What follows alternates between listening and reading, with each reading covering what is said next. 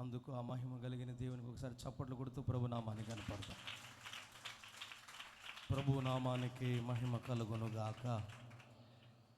ఇప్పటి వరకు ఎన్నో పరిశుద్ధమైన పాటలతో పరిశుద్ధ దేవుని నామాన్ని గణపరచడానికి దేవుడు కృపనిచ్చాడు.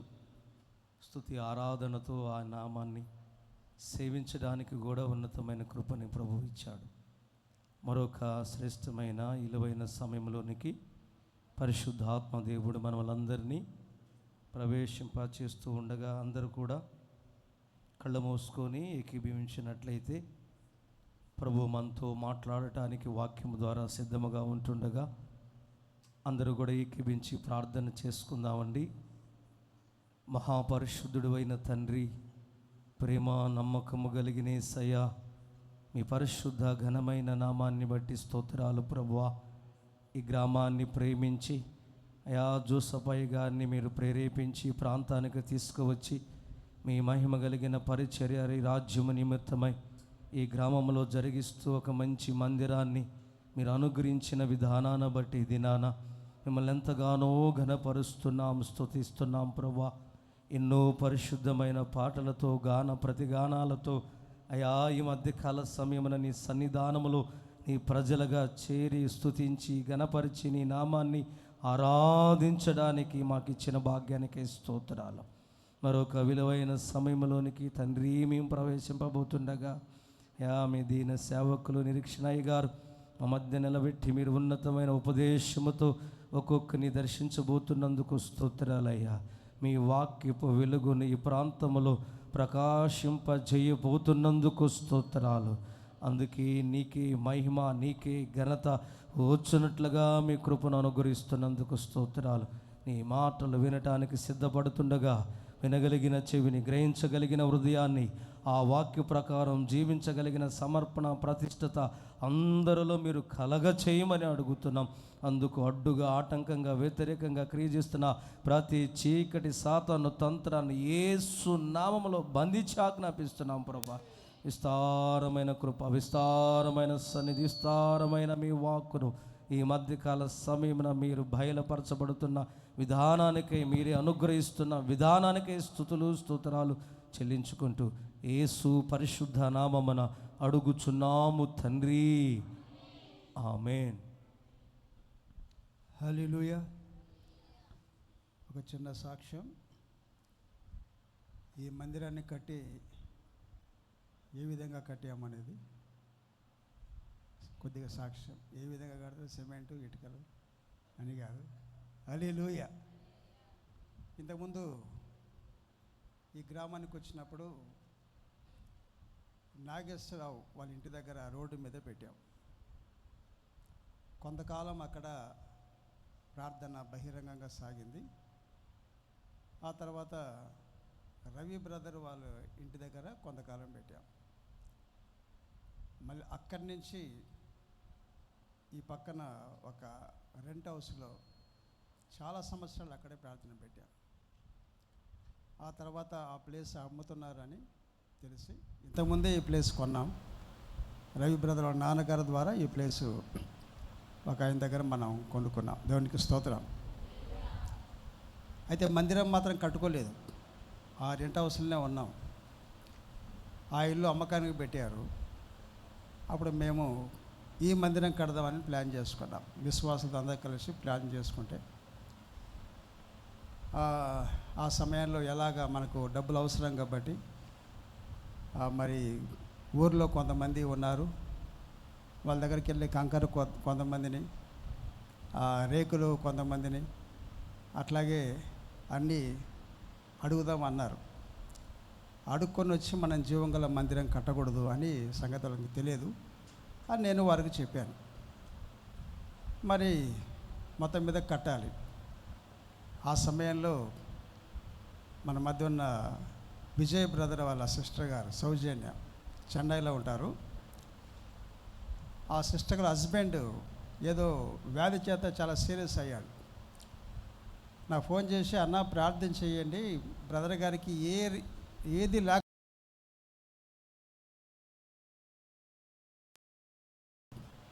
దానికోసం ప్రార్థన చేయండి అని చెప్పింది. సరే ప్రార్థన చేశాం. ప్రార్థన చేయగానే ఒక ఆదివారం రోజు నాకు ఫోన్ చేసి, అన్న ఒకటి పంపించాను అన్నది. ₹1 పంపించిందేమో అనుకున్నాను నేను. తీరా చూస్తే ₹1,00,000 పంపించింది. చెప్పండి, హల్లెలూయా, హల్లెలూయా. ఆ తర్వాత అదే ₹1,00,000 పెట్టి ఇదిగో ఈ మందిరాన్ని కడుతుండగా మళ్ళీ ఒక 50,000 పంపించింది. మొత్తం 1,50,000 దగ్గర ఇది అయింది. ఇంకా చేయాల్సింది చాలా ఉంది. దేవునికి స్తోత్రం, హల్లెలూయా. కనుక వారి కుటుంబాన్ని, సౌజన్య సిస్టర్ గారి కుటుంబాన్ని, విజయ్ కుటుంబాన్ని ఆస్వాదించినట్లుగా స్తోత్రం చెల్లిస్తాం. స్తోత్రం, స్తోత్రం, స్తోత్రం, స్తోత్రం, స్తోత్రం.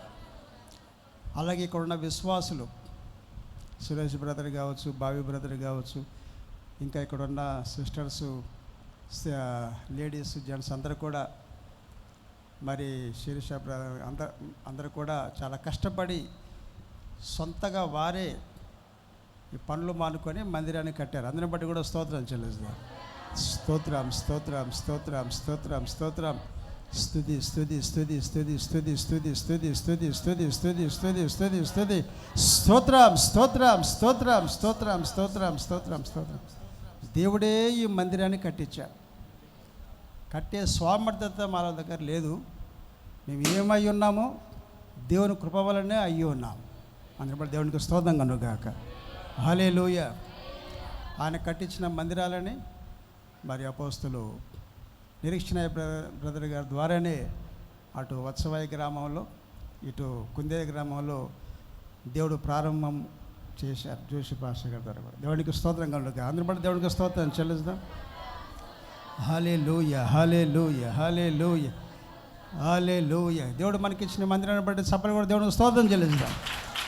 స్తుతి, స్తుతి, స్తుతి, స్తుతి, స్తుతి, స్తుతి, స్తుతి, స్తుతి, స్తుతి, స్తుతి.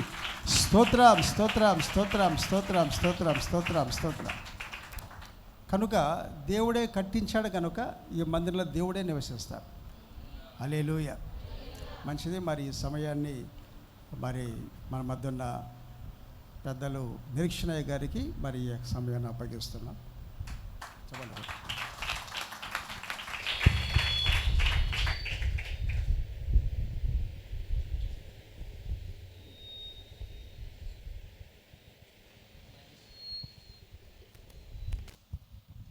Praise the Lord.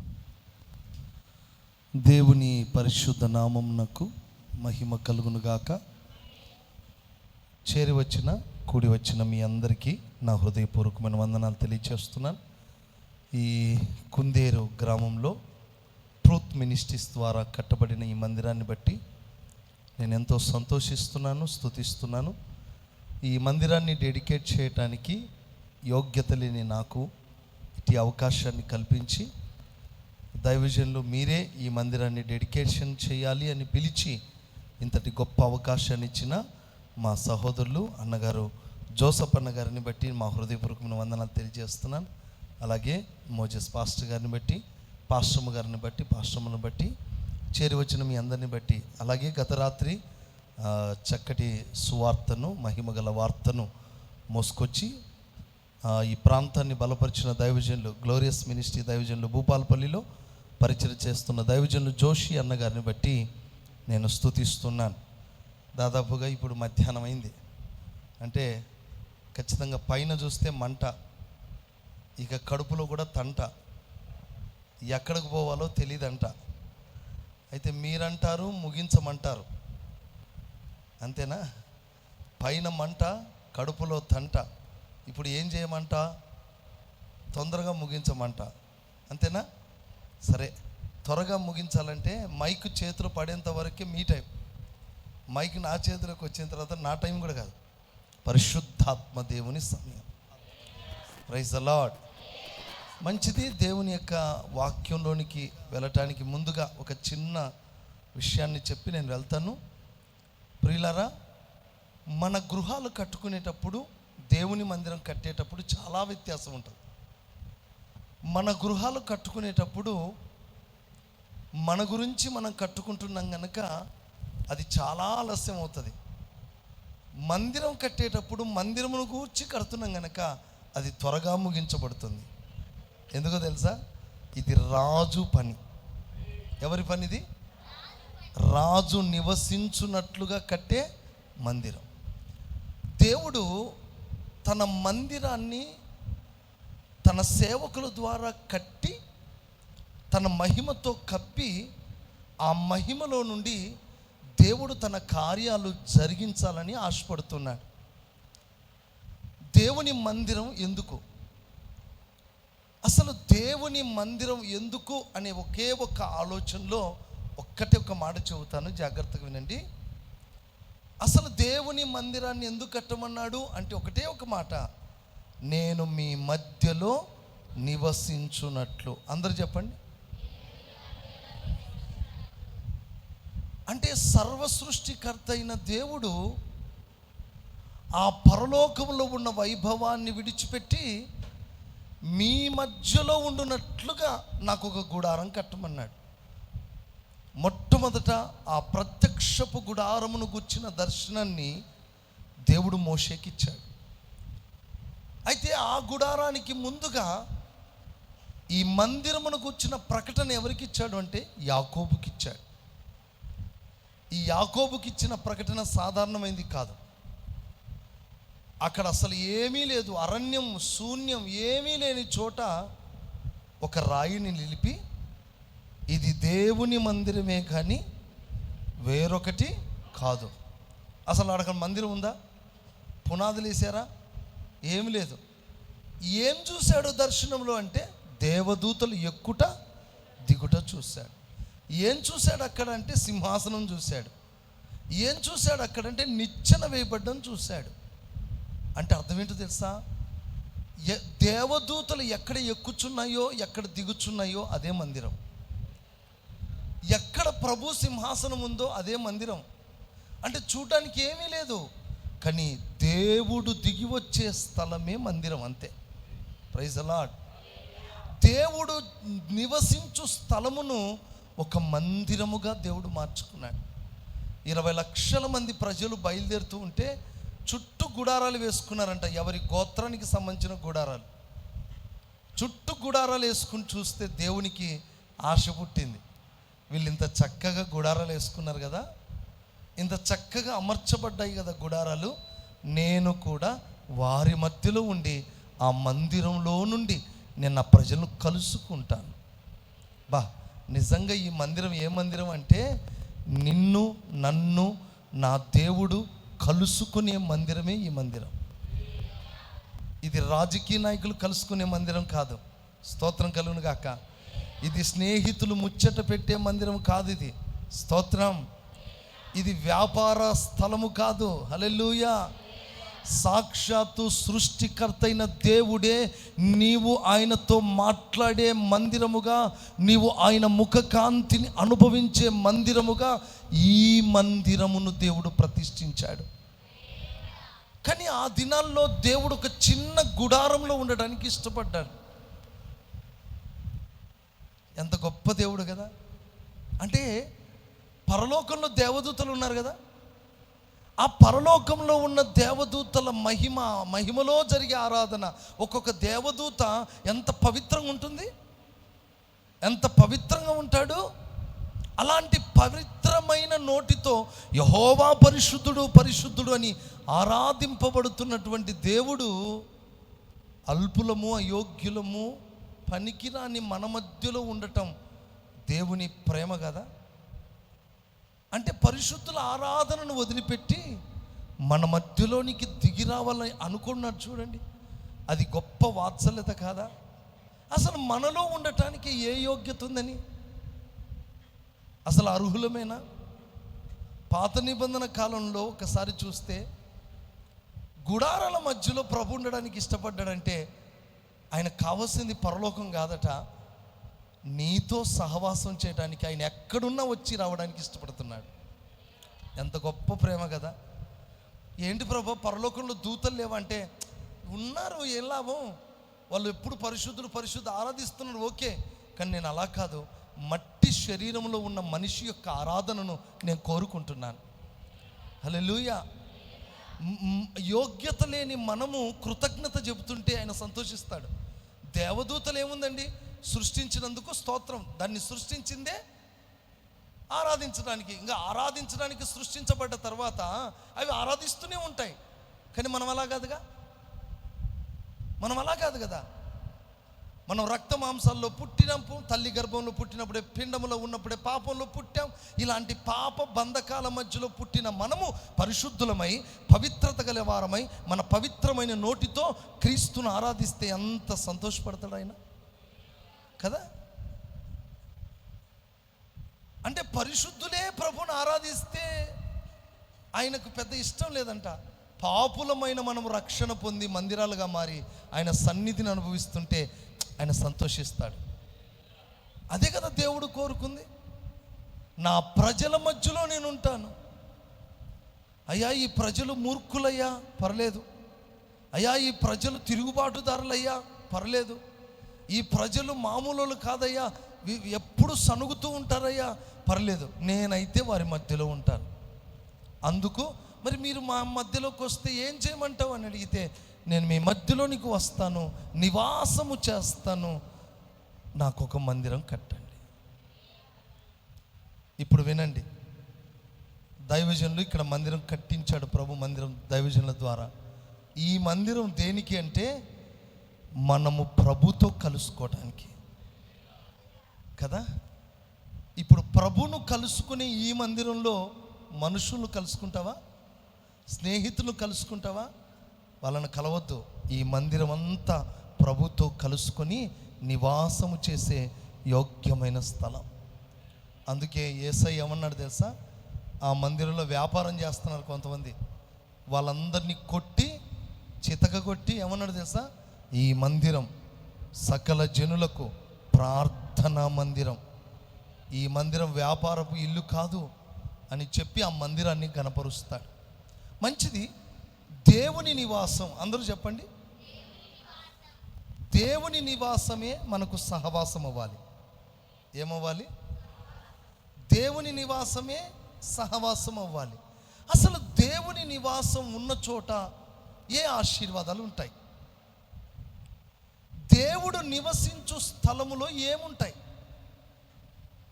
దేవుడు కోరుకున్న స్థలములో, దేవుడు నివసించు ఆలయములో ఏ అనుభవాలు ఉంటాయో ఆ అనుభవాలు నీ జీవితంలో కూడా ఉండాలి. దాని కొరకు ఒక రెఫరెన్స్ను మీకు ఇస్తాను, చదవండి. కీర్తన గ్రంథం 132వ కీర్తన గ్రంథం 13వ వచనం నుండి కొన్ని మాటలు చదవగా మనం విందాం. యెహోవా సియోనును ఏర్పరచుకొని ఉన్నాడు. అది ఆ పాయింట్ అండర్లైన్ చేసుకోండి బిడ్డలారా. తనకు నివాస స్థలముగా చేసుకొని ఉన్నాడు. ఏం చేసుకున్నాడంట దేవుడు? ఏ స్థలాన్ని? సియోనును. 126వ కీర్తన మొదటి వచనం ఒకసారి చదవండి. సియోనుకు తిరిగి వచ్చిన వారిని యెహోవా చెరలో నుండి రప్పించినప్పుడు మనము కలగనిన వారి వలె ఉంటిమి. చాలు. ఇప్పుడు నా వైపు చూడండి అమ్మ. ఒక చరిత్ర జరిగింది ఇక్కడ. ఆ చరిత్ర మీకు చెప్పాలి. మీకు ఆకలి అయితే చెప్పండి, త్వరగా ముగించేస్తాం. అంతేగాని ఆకలి అవుతున్నట్లు సిగ్నల్ చెప్పకండి, ఓకేనా? ఆకలి అయితే ఒక చెయ్యి అట్లా అలా వెనక నుంచి అట్లా వెళ్ళి ఆపండి, ఇట్లా అనండి, ఆపేస్తాను, ఓకే? లేదు పాస్టర్ గారు, మీరు పెట్టే ఆహారం తిన్న తర్వాతే మేము తింటామన్న వాళ్ళు హల్లెలూయా చెప్పండి, ఓకే? నాకు ఆకలి అయితే నాకు ఆకలి కాదు, మిమ్మల్ని అందరినీ తిన్న తర్వాత ఆకలి అవుతుంది, అంతేనా? కాదు, నేను మీకు పెట్టిన తర్వాత తింటా. Praise the Lord. భోజనం పెట్టే వాళ్ళు ఏం చేస్తారండి? ఫస్ట్ అందరికి పెడతారా? సేవకుడు కూడా అంతే. చూడండి, సేవకుడు ఫస్ట్ తింటే మీరేమంటారు? అయ్యగారు ఫస్ట్ తినేసినాడు అంటారు. కాదు, మీరందరూ తిన్న తర్వాత మేము తింటాం. ఎందుకు? మీ కడుపు నింపిన తర్వాత మేము తినేస్తాం. ఒక చరిత్ర ఉంది ఇక్కడ. అదేంటంటే, ఇశ్రాయేలు ప్రజలు దేవుని మందిరము వారికి ఇచ్చినప్పుడు వాళ్ళు నిర్లక్ష్యం చేశారు, చాలా నిర్లక్ష్యం చేశారు. దీపాలు ఆర్పేశారు. దేవుడు ఎప్పుడు నైవేద్య బలులు జరుగుతూ ఉండాలని కోరుకున్నాడా? అది జరగలేదు. ఎప్పుడు ధూపం వేయాలని కోరుకున్నాడా? అది జరగలేదు. అసలు దేవుని మందిరంలో మహిమ వెడలిపోవడానికి రీజన్ ఏంటో తెలుసా? దేవుని ప్రజలు చెరపట్టడానికి రీజన్ ఏంటో తెలుసా? అసలు సమయలు కాలంలో, ఏలీ కాలంలో జరిగిన ఒక ఉదంతం ఏంటంటే, మందసం పట్టబడటానికి, మహిమ వెడలిపోవడానికి రీజన్ ఏంటి అంటే, నైవేద్య బలులు ఆగిపోయాయట. చెప్పండి, ఏ బలులు ఆగాయి? స్తోత్ర బలులు, నైవేద్య బలులు ఎప్పుడైతే ఆగిపోతాయో మహిమ ఏమవుతుంది? వెడలిపోతుంది.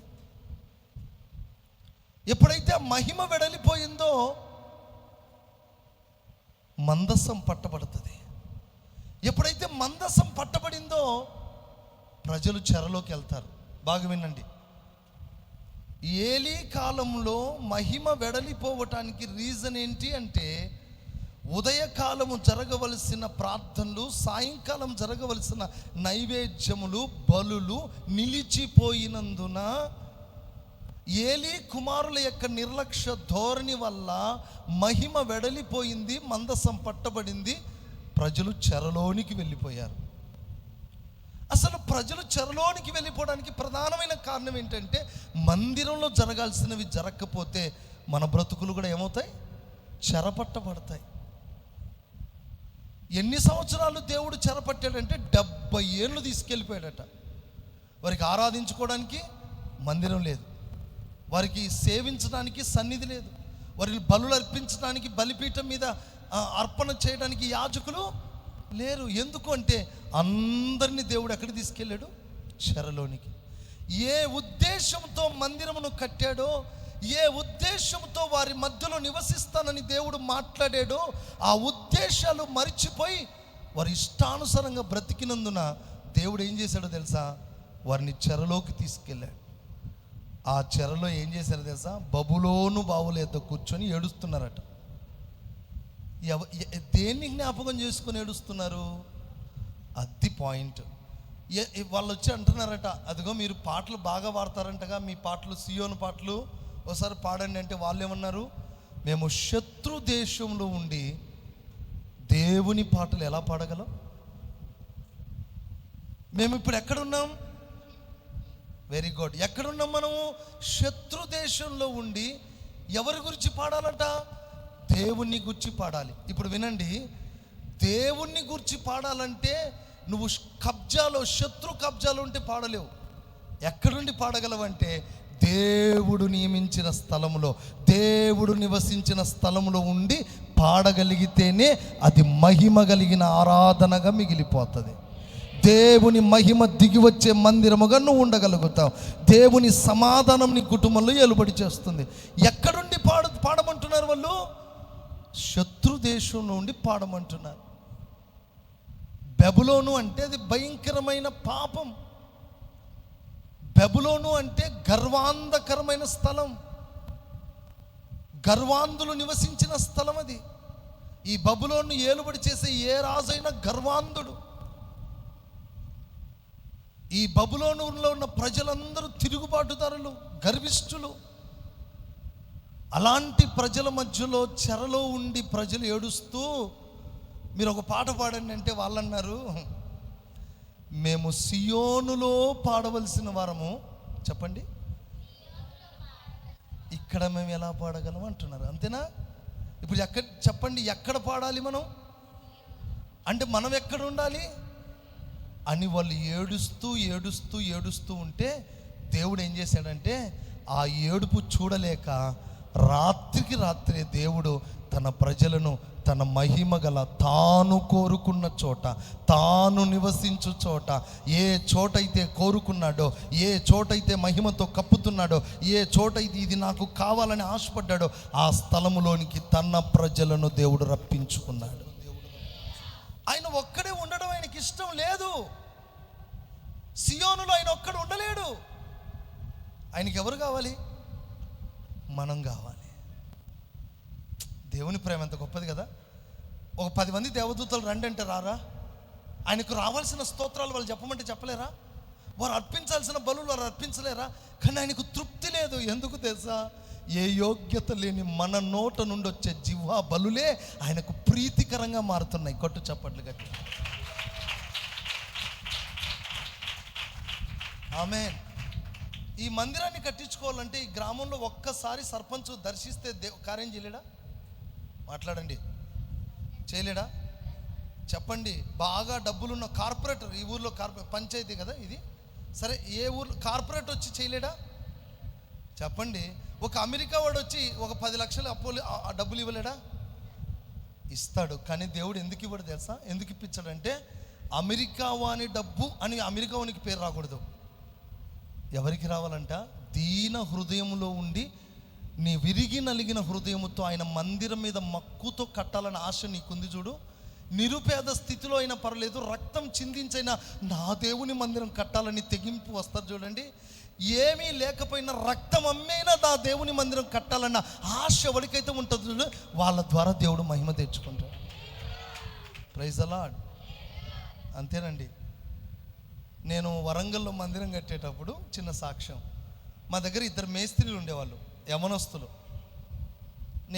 నేనేమనేవానంటే, బాబు యవనస్తులారా, మీకు ఏం కావాలో నేను చూసుకుంటా, కానీ మీరిద్దరే మందిరం కట్టాలి అన్నా. కరెక్ట్గా మందిరం యవనస్తులు చక్కగా నా మాట వింటారు. మీరిద్దరు మందిరం కట్టాలి, నేను ఏ మేస్త్రిని పిలవనన్నా, ఏ మేస్త్రిని పిలవనని చెప్పా. అప్పటికి నేనేమనుకుంటున్నాను, ప్రభా ఓ 3 లక్షలు ఇవ్వు ప్రభా, ఓ 3 లక్షలు ఇవ్వు ప్రభా, 3 లక్షలు ఉంటేనే కడతాను ప్రభా అంటున్నాడు. నేను అంటున్నా, ప్రభా అంటున్నాడు నువ్వు స్టార్ట్ చేయి అన్నాడు. స్టార్ట్ చేయాలంటే ఎన్ని లక్షలు కావాలి? నేనేమో మైండ్ అంతా దేని మీద పెట్టా? దేవుడు ఏమంటున్నాడు? ప్రారంభించు అన్నాడు. ఎట్లా స్టార్ట్ చేయాలా అంటే అర్థం ఏంటో తెలుసా? నువ్వు 3 లక్షల కొరకు వెయిట్ చేయాల్సిన అవసరం లేదు నాయన, ఎంత వస్తే అంత స్టార్ట్ చేయని అన్నాడు. ఆ మేస్త్రిని నేను పిలిచి అన్నాను, బాబు మనం ఒక వారం రోజుల్లో పని స్టార్ట్ చేస్తాం, మీ మీద నేను ఆశ పెట్టుకున్నాను అన్నాను ఒక మాట. 2 రోజులు ఉన్నారు, 3వ రోజు వాళ్ళు లేరు. ఎక్కడ పోయారో తెలీదు. ఎవరి మీద మనం ఆధారపడతామో దేవుడు వారి ద్వారా కట్టడండి. ఎవరో దారిలో ఒక వ్యక్తి పోతుంటే బాగలేక వచ్చాడండి, స్వస్థత లేక బాగలేక వచ్చి ప్రార్థన చేస్తే 2 రోజులు మందిరంలో ఉన్నాడు. ఏంటి పాస్టర్ గారు ఆలోచిస్తున్నా అంటే, ఈ మందిరం కట్టాలంటే, పాస్టర్ గారు ఎప్పుడు కడతారు మందిరం అన్నాడు. వచ్చే సోమవారం నుంచి స్టార్ట్ చేస్తామంటే, అయ్యా ఆ లోపు బాగైతే దేవునికి స్తోత్రం అన్నాడు. నాకు చెప్తలేండి నేను మేస్త్రినని. భార్యాభర్తలు అక్కడ ఉన్న 2 బాగలేక వచ్చిన వాళ్ళే మందిరం కట్టడానికి స్టార్ట్ చేశారు. వాళ్ళ స్థితి ఏంటో తెలుసు, ఇంట్లోకి పోతే గుడిసే, కానీ దేవుడు ఎవరి ద్వారా కట్టించాడు చూడండి. అంతే, మందిరం అనేది అన్ని ఉన్న వాళ్ళతో దేవుడు కట్టించాడు. దేవుడు కూడా ఆరాధన కూడా పరిశుద్ధులైన దేవదూతలతో ఆరాధన ఇష్టపడట్లేదు. అల్పులము అయోగ్యులము ఎందుకు పనికిరాని మనల్ని మందిరాలుగా చేసి ఆ మందిరంలో ఉండి స్తుతు నైవేద్య బలులు దహన బలులు అర్పిస్తే అప్పుడైనా ఖుషి అయిపోతాడు, సంతోషపడుతున్నాడు. ఆమేన్. అందుకే మందిరం కట్టమన్నాడు. ఏం పరిశుద్ధుల ఆరాధన ఇష్టపడ్డా దేవుడు? ఆయనకు స్తోత్రమే కదా కావాల్సింది, మంచి ఒక పాట పాడటమే కదా కావాల్సింది, ఒక మంచి వర్షిప్ చేయడమే కదా కావాల్సింది. ఎవరు చేస్తుంది కదండి? ఎవరు చేస్తుంది వర్షిప్? దేవదూతలు చేయలేరా? మనకంటే వాళ్ళకు మించిన మనం వాళ్ళకంటే మించిన రాగాలు ఉన్నాయా? పరలోకంలో లూసిఫర్ ఇట్లా ఎత్తగానేనంట ఎన్ని వేల రాగాలు బయటకు వస్తాయో. ఈరోజు మణి శర్మ అని, ఇళయరాజా అని ఎవరినో చెప్పుకుంటాం, వాళ్ళకి తెలిసి 0%. ఒక్కసారి లూసిఫర్ ఇలా రెక్కలు ఎడిస్తే 8,000 రాగాలు బయటకు వస్తాయట ఒక్కసారి. అట్లా 10 సార్లు ఎత్తే ఎన్ని లక్షల రాగాలో. ఒక 10 రాగాలు తెలిస్తే వీళ్ళు కంట్రోల్ గారు కదా. 10 రాగాలు తెలిస్తే, ఒక 4 రాగాలు తెలిస్తే మనమే కంట్రోల్ కాం. B minor, C minor, G minor అంటాడు. వీడికి ఏం రాకపోయినా మైనర్ అట. ఏందో పాట పాడమని ఒక అమ్మాయికి ఇస్తే ఎక్స్క్యూజ్ మీ మైనర్ ఇదని చెప్తుంది. ఈ పిల్ల అక్కడ పోయి, అవసరమా నీకు? ఏదో ఒక పాడితే ఆయన ఎత్తుకుంటాడు కదా. ఇప్పుడు నువ్వు పాడితే ఎత్తుకుంటే ఆయనే ఒరిజినల్ కదా. నువ్వు జీ మైనర్ అంటే ఆయన జీ మైనర్ కొడితే ఇంకేమున్నట్టు? సంగీతము అన్నీ వచ్చిన వాళ్ళతో కాదండి దేవుడు కోరుకునేది. ఏమీ రాని మన బ్రతుకుల్లో నుండి ఒక స్వచ్ఛమైన స్థుతి కావాలని కోరుకుంటున్నాడు. అది కదా దేవుని మహిమ గల కార్యం. దేవదూతలకు లేని భాగ్యం నీకెందుకు ఇచ్చాడు నాయన అంటే, నిన్ను ఆయన కోరుకున్నాడు, నీతో ఉండాలని ఆశపడ్డాడు. ఇప్పుడు చెప్పు, ఇంకా నీవు ఎవరితో ఉంటావు? స్నేహితులతోనా, బంధువులతోనా, రక్త సంబంధికులతోనా, మీకు బాగా తెలిసిన తాగుబోతు స్నేహితులతోనా, తిరుగుబోతుగాళ్ళతోనా, వాళ్ళతో ఉండకు. జీవము గల దేవుడు నీతో ఉండుట కొరకై ఒక మందిరముగా దేవుడు నిన్ను మార్చుకున్నాడు. చెప్పనా, ఇది చిన్న మందిరం అనుకుంటున్నారు కదా, కాదు. దేవుని దృష్టిలో ఇది రాజు యొక్క స్థలము, ఇది రారాజు నివసించు స్థలం. దేవదూతలు వచ్చి, అదేంటి ప్రభా ఈ కుందేరులో ఏం బాగుంది, రోడ్లు బాలేవు, ఈ ఊర్లో వస్తుంటేనే తలనొప్పిగా ఉంది, ఈ చిన్న రేకుల షెడ్లు ఎట్లుంటావంటే, నేను చూసేది రేకుల షెడ్ కాదు, రాయన్నపాడులో అయ్యగారు సేవ చేస్తున్నారు కదా, అయ్యగారి హృదయాన్ని చూసి మందిరాన్ని కట్టించాను అంటున్నారు. దేవునికి స్తోత్రం. Praise the lord. హల్లెలూయా. నేను లక్షల మీద లక్ష్యం ఉంచేవాడిని కాదు, మనస్సు మీద లక్ష్యం ఉంచేవాడిని. Praise the lord. కోట్ల మీద లక్ష్యం ఉంచేవాడిని కాదు, నీ హృదయమాన్ని లక్ష్యం ఉంచే దేవుడై ఉన్నాడు. దేవుడు మిమ్మల్ని ప్రేమించాడు. ఆ రోజుల్లో ప్రజలందరూ ఏం చేశారంటే, మేము సియోనుకు పోవాలి, సియోనుకు పోవాలి, సియోనుకు పోవాలి ఏడుస్తుంటే దేవుడు అన్నాడు, రాత్రికి రాత్రి దేవుడు వారిని సియోనుకు రప్పించాడు. అందుకే వాళ్ళు ఏమన్నారు, కలగనిన వారి వలె. ఇది కళ నిజమా? నిజమేనా? కొన్నిసార్లు మనకు కూడా అనిపిస్తుంది, ఈ కుందేరులో ఆ ఊరు ఈ ఊరు, ఆ చోటు ఈ చోటు తిరిగితే, ఇంత కట్టినప్పుడు ఇంత స్థలం మనకు వచ్చినప్పుడు మనకేమనిపిస్తుంది, ఇది కళ నిజమా? చాలాసార్లు దేవుడు కూడా ఎన్ని అద్భుతాలు చేస్తాడో తెలుసా. మొట్టమొదటిసారి నేను మందిరం కట్టినప్పుడు ఒక విధవరాలు 13,000 కానుకిచ్చింది. నా దగ్గర రూపాయి లేదు. ఆ విధవరాలు ఒక్క తల్లిగారు ఇచ్చిన 13,000 కానుకతో 26 లక్షలు పెట్టి మందిరం కట్టడానికి ప్రభు కృపించాడు. బై ఫెయిత్, విశ్వాసంతో. ఆమేన్. దేవుడు, మనం అనుకుంటాం వీళ్ళ దగ్గర మంచి జాబ్ ఉంది కదా వాళ్ళు ఇస్తారని, వాళ్ళు పొరపాటుని ఇవ్వరు, రూపాయి భిక్షం కూడా వేయరు వాళ్ళు. నిజం, నేను అబద్ధం. మీరు ఎవరైనా ఉంటే జాబర్లు బాధపడకండి, నేను ముందే చెప్తున్నా, మోమాటం లేకుండా చెప్తాను. ఈయనకి 50,000 శాలరీ వస్తుందని మనం పెట్టుకుంటాం కదా ఎక్స్పెక్టేషను, వాళ్ళు రూపాయి కూడా ఇవ్వరు. మళ్ళీ సలహాలు ఇస్తారు, పాస్టర్ గారు మీరు ఈ డిజైను ఇట్లా ఎందుకు చేశారండి. సలహాలు, ఒట్టి సలహాలు మాకు వద్దు, ఇచ్చేవాళ్ళు కావాలి. కానీ దేవుడు ఎవరి ద్వారా ఇప్పిస్తాడు తెలుసా? కూలి పని చేసుకున్న వాళ్ళ దగ్గర నుంచి మందిరాన్ని కట్టిస్తాడు. లక్షలు ఉన్న వాళ్ళతో దేవుడు కట్టించడండి. ఇక కట్టిన తర్వాత పెత్తనాలు మాత్రం చేస్తారనుకోండి. ఇప్పుడు చెప్పండి, దేవుడు రాత్రి వేళ వచ్చి నడిపిస్తే కలనా నిజం అన్నట్టుగా అనిపించింది వాళ్ళకు. మేము సియోనుకు రప్పించబడ్డాం. ఆమేన్. ఎందుకంత సంతోషం? ఏముందని అక్కడ సియోనులో? దేవుడు నివసించు స్థలముగా, ప్రతిష్ఠితమైన స్థలముగా దేవుడు, ఇది నేను కోరిన స్థానం. అంటే దేవుడు ఏం కోరుకున్నాడంటే ఒక స్థలాన్ని కోరుకున్నాడు. దేవుడు ఎవరిని కోరుకున్నాడంటే నిన్ను కోరుకున్నాడు, నన్ను కోరుకున్నాడు. ఇప్పుడు చెప్పండి, నన్ను ప్రతిష్ఠించాడని చెప్పండి. దేనికి? నివసించుట కొరకు. ఆమేన్. నన్నే ప్రతిష్ఠించాడు, అది పాయింట్. చెప్పండి, ఇంకెవరిని లేదా? దేవుని చిత్తం అయితే ఆత్మలు రక్షించబడితే. ఇప్పుడు చెప్పండి, నీ మట్టుకు నన్నే ప్రతిష్ఠించాడు, నన్నే ప్రతిష్ఠించాడు.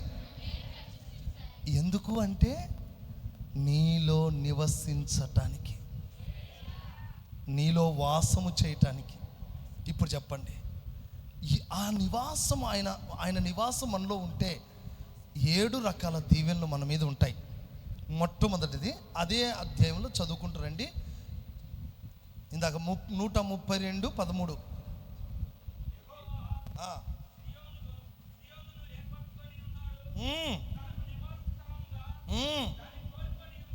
ఆ నివాస స్థలం ఎవరన్నాను ఇందాక? సియోను కాదు. సియోన్ అంటే ఎవరక్కడ? నేనే ఆ స్థలం. అందరు చెప్పండి, నేనే ఆ స్థలం. అంటే ఎవరిని కోరుకున్నట్టు? నన్నే మందిరంగా ఉండడానికి. చదువు నాన్న. ఇది నేను కోరిన స్థానము. చాలు. మొట్టమొదటిది ఏంటంట అంటే ఇది నాకు విశ్రమ స్థానము. విశ్రమ స్థానం అంటే ఏంటంటే రెస్ట్ హౌస్. ఇప్పుడు నన్ను పాస్టర్ గారు రెస్ట్ హౌస్లో పెట్టాడు. ఎందుకయ్యా అంటే రెస్ట్ తీసుకోవడానికి, అంతేనా? ఒక రూమ్లో పెట్టాడు, అయ్యా ఇక్కడ ఉండి రెస్ట్ తీసుకోండి. అంటే దేవుడు కోరిన స్థానంలో ఏముండాలంట దేవునికి? అంటే దేవునికి రెస్ట్ అవసరమా? లోతులోకి వెళ్దామా కొంచెం. దేవుడు రెస్ట్ తీసుకుంటాడా? ఆయనకు రెస్ట్ అవసరం అండి. ఆయనకు ఎప్పుడు అలసిపోతే కదా రెస్ట్ తీసుకోవడానికి. శరీరధారిగా ఉన్నప్పుడు విశ్రాంతి తీసుకున్నాడు. కానీ ఒకటి గుర్తుపెట్టుకోండి, విశ్రమ స్థానం అంటే అర్థం ఏంటంటే నీలోనికి వచ్చిన తర్వాత నీ హృదయ స్థితిని బట్టి ఆయన నెమ్మదిగా ఉండగలగాలి. అంటే నీలోనికి వస్తే నీలో ఏం కనపడద్దు? కలవరాలు కనపడకూడదు. నిన్ను బట్టి నెమ్మది పొందాలి. ఇప్పుడు కొన్ని ఇళ్ళకు మేము వస్తాం, ఆ ఇంట్లోకి వస్తే ఇల్లు బాగుంటుంది కానీ ఆ ఇంట్లో ఉండబుద్ధి కాదు. ఎందుకు? ఆ ఇంట్లో ఉన్న వాళ్ళ స్థితిని బట్టి అక్కడ ఉండలేము. చాలా ఇళ్ళలోకి వస్తాం కానీ అక్కడ ఉండబుద్ధి కాదు. ఎందుకు? వాళ్ళ ఇంటి స్థితి అక్కడ బాగుండదు. ఎందుకు బాగుండదంటే వాళ్ళ ఇంట్లో సమాధానం ఉండదు. దేవుడే వస్తే అక్కడ దేవుడు నెమ్మది పొందగలగాలి, సమాధానం పొందగలగాలి. అంటే నువ్వు ఎవరిగా మారాలో తెలుసా? దేవునికే విశ్రాంతినిచ్చే ఒక ఇల్లుగా నువ్వు మారాలి. నిజంగా గ్రేట్ కదా. ఒక అద్భుతం చెప్పనా, ఒక మర్మం చెప్పనా? నువ్వు దేవునికి విశ్రాంతినిచ్చే ఇల్లుగా మారితే దేవుడు నీకు కూడా విశ్రాంతినిచ్చే స్థలముగా పరలోకంలో నీ కొరకు ఒక నిలయం కట్టబోతున్నాడు. అంటే ఎవరు దేవునికి విశ్రాంతినిస్తారో వారికి దేవుడు విశ్రాంతినిస్తాడు. ఎంత అద్భుతం కదా ఇది. నువ్వు దేవునికి విశ్రాంతినిస్తున్నావా? నీ హృదయంలోకి దేవుడు వచ్చిన తర్వాత నీ జీవితంలో ఉన్న సాక్ష్యాన్ని బట్టి, నీ బ్రతుకును బట్టి వెళ్ళిపోతున్నాడా? ప్రభు నీలోకి వచ్చి నెమ్మది పొందుతున్నాడా? అమ్మయ్య, ఈ ఇంట్లోకి వస్తే నాకు నెమ్మది, ఈయన జీవితంలోకి వస్తే నాకు సమాధానం, ఈయన జీవితంలోకి వస్తే నాకు హృదయంలో నెమ్మదిగా ఉంటుందని దేవుడు చెప్పగలరా? ఈ ఒక్క విషయాన్ని లోతుగా స్టడీ చేయండి.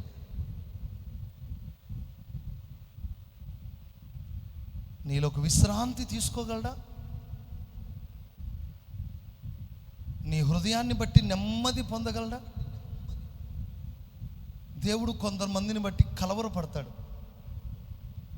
కొంతమందిలోకి వస్తే, కొన్ని ఇళ్లలోకి వస్తే దేవుడు దుఃఖపడతాడు, విచారంగా వెళ్ళిపోతాడు. కానీ నా జీవితంలోకి ప్రభు వస్తే, నా బ్రతుకులో ప్రభు ఉంటే ఆయన ఎప్పుడు నా గురించి బాధపడకూడదు, ఆయన గురించి ఎప్పుడు కలవరపడకూడదు, ఆయన నా గురించి ఎప్పుడు దుఃఖపడకూడదు. అందుకే అంటాడు, మీరు పరిశుద్ధాత్మను దుఃఖపరచకుడి. అంటే మనలోనికి వచ్చినప్పుడు ఆయన దుఃఖపడకూడదు. తమ్ముడు, నీ హృదయం దేవుని మందిరంగా కోరుకున్నాడు కదా, అది విశ్రాంతి నిలయంగా ఉండాలి కదా. కానీ కలవరానికి కాపురంగా నీ బ్రతుకు ఉండకూడదు. నువ్వు కలవర పెరిచేవాడిగా ఉండకూడదు. సమాధానాన్ని కోల్పోయే బిడ్డగా నువ్వు బ్రతకూడదు. నీ హృదయం ఎప్పుడు దేవుడు విశ్రమించే స్థలముగా నువ్వు మారిపోవాలి. ఆమేన్. కరెక్ట్ ఇదే టైం అండి. అబ్రహాం ఎండవేళ ఎక్కడికి వచ్చాడట?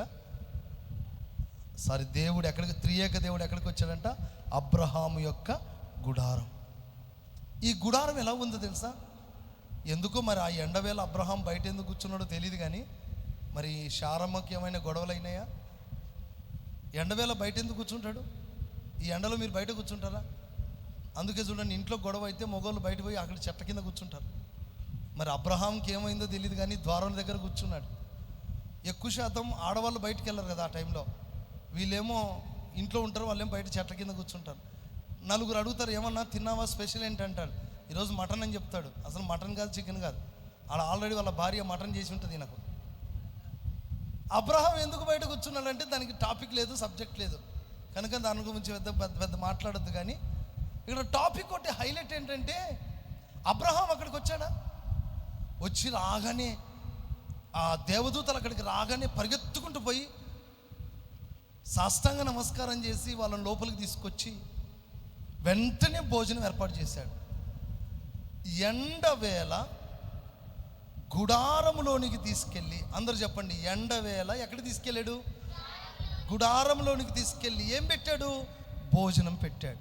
ఇప్పుడు చెప్పండి, భోజనం పెట్టడం అనేది ఒక పాయింట్ అయితే, ఎండవేళ ఎవరి గుడారంలో ఉన్నాడు ప్రభు? అబ్రహాము గుడారంలో. ఏం చేస్తున్నాడు? సేద తీరుతున్నాడు, భోజనం పెడుతున్నాడు. అంటే అబ్రహాము గుడారంలో ఏముంది అంటే, యేసయ్య ఆకలి తీర్చే గుడారమై ఉంది. చప్పట్లు కొట్ట ఆమె చెప్పరే. అబ్రహాము గుడారంలో ఏముంది? రొట్టె ఉంది. స్తోత్రం కలుగును గాక. అబ్రహాము గుడారంలో ఏముంది? ఉపదేశం ఉంది. ఆమె చెప్పు గట్టిగా. అబ్రహాము గుడారంలో ఏముంది? దేవుణ్ణి సంతృప్తి పరచగల భోజనం ఉంది. నీ జీవితంలో ఏముండాలో తెలుసా? దేవుడే వచ్చి సంతృప్తి పరచగలిగిన ఆత్మీయ భోజనం నీ కడుపు నిండా ఉండాలి. ఆమె చెప్పు గట్టిగా. హల్లెలూయా. అబ్రహాము మామూలు వ్యక్తి కాదు. ఎండ వేళలో విశ్రాంతినిచ్చిన గుడారం. ఆమె చెప్పు గట్టిగా. ఎర్రటి ఎండ వేళలో సేద తీర్చిన గుడారం, కడుపు నింపిన గుడారం, ఆకలితో వచ్చిన వాళ్ళ ఆకలి తీర్చిన గుడారం, కొంచెం అలసట తీర్చుకోండి అయ్యా అని రెస్ట్ను కోరుకున్న గుడారం. మీరు అలసట తీర్చుకోండి, ఇక్కడికి వచ్చారుగా, నా దగ్గరికి అందుకే వచ్చారుగా, తీసుకోండి అయ్యా అంటున్నాడు. అంటే అబ్రహాము గుడారం ఎలా ఉందంట? శారా ఎలా ఏం చేసిందంట? ఆ రాత్రి ఆ సమయంలో, క్షమించాలి, ఆ మధ్యాహ్నం వేళలో వచ్చినప్పుడు, నీకేం పని పాటలేదా, ఎవరు పడితే ఎవరు వస్తే భోజనం పెడతావా అన్నదండి ఆ స్త్రీ. కొంతమంది ఆడవాళ్ళు అంతే. మేము పాపం మా ఎవరినైనా తీసుకొచ్చి మధ్యరాత్రి 12 గంటలకు కానీ వచ్చే, అమ్మ భోజనం ఎప్పుడు పడితే ఎప్పుడు తీసుకొస్తావు అనాలనా అంటదండి శారా. మా ఫెయిత్ హోమ్లో నేను సిస్టర్లకు అది చెప్తాను. ఒకసారి తెల్లవారుజామున వాళ్ళు 2 గంటలకు వచ్చినప్పుడు భోజనం పెట్టమంటే, లేదు ఇప్పుడు లేదంటారు, వండి పెట్టమంటారు. శారమ్మ ఏమన్నది? నేను వండి పెట్టలేను, ముసలోడికి ఏం పని లేదు, ఊళ్ళో వాళ్ళందరినీ పట్టుకొస్తాడు అన్నదే. శారమ్మ ఎవరు తెలుసా? అమ్మేం చెప్పు గట్టిగా. శారమ్మ మనసు కూడా ఏ మనసు అంటే, ఎవ్వరికి వచ్చినా వాళ్ళకి ఆహారంతో తృప్తిపరిచే మనస్సు ఉంది. అందుకే దేవుడు ఏం చేశాడంటే, ఈ ఇల్లు నాకు కావాలి, ఈ ఇంట్లో నేను సేద తీరాలి. ఇప్పుడు చెప్పండి, అబ్రహాము గుడారం ఏ గుడారం అంటే, దేవుణ్ణే సంతోషపరిచిన గుడారం. మరి నీ గుడారం ఏ గుడారం? నువ్వు ఎవరిని రానివ్వు,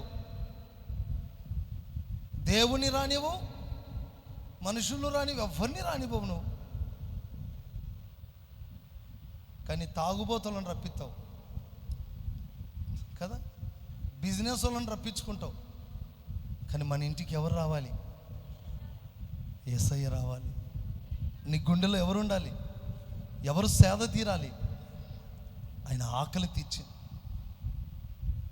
యేసయ్య ఆకలి తీర్చే గుడారం అని గుడారం. ఆయన సేద తీరాడంట, తృప్తి పొందాడట. దేవునికే విశ్రాంతినిచ్చే గుడారంగా నువ్వు ఉండాలి. ఈ గుడారంగా నువ్వు ఉన్నావా లేదా పరీక్షించుకో. ఈ గుడారంగా ఉన్నావా లేదా పరీక్షించుకో తమ్ముడు. దేవుడు కోరిన స్థానం ఎలాంటిదంటే, అది విశ్రమ స్థానం. అది సాధారణమైంది కాదు. విశ్రాంతినిచ్చే స్థలముగా నీ గుడారం మారాలి. ప్రభు నెమ్మది పొందాలండి నీ గుడారంలోకి వస్తే. సమాధానం పొందాలి నీ గుడారంలోకి వస్తే. తృప్తిగా ఉండిపోవాలి నీ దగ్గరికి వస్తే. ఇంకొద్దిసేపు ఉంటాను మీ ఇంట్లో అని చెప్పాలి. ప్రభు ఏం మన దగ్గరికి వచ్చి ఏమనాలి తెలుసా? నీ పేరేం పేరు బిడ్డ? ఎప్సివా, నీ దగ్గర నేను ఒక 2 గంటలు ఉంటానని ప్రభు చెప్పాలి. ఆమేన్. ఎంత సంతోషం కదా. నేను నీతో ఉంటానమ్మా 2 గంటలు అంటే, 2 గంటలు ఏం కర్మ ప్రభా, 24 గంటలు నాతోనే ఉండు. ఆమె 24 గంటలు నాతో ఉండు. నా ఆశ ఏంటంటే తెలుసా, వెళ్ళి దూరాన ప్రయాణం చేసి అలసిపోయి వాక్యం చెప్పి అట్లా బదులుగా ఒక చోట కూర్చొని ప్రభు కాళ్ళు పట్టుకొని బతుకుతూ ఉంటే ఎంత సంతోషం. అదే సేవ ఉత్తమైంది కదా.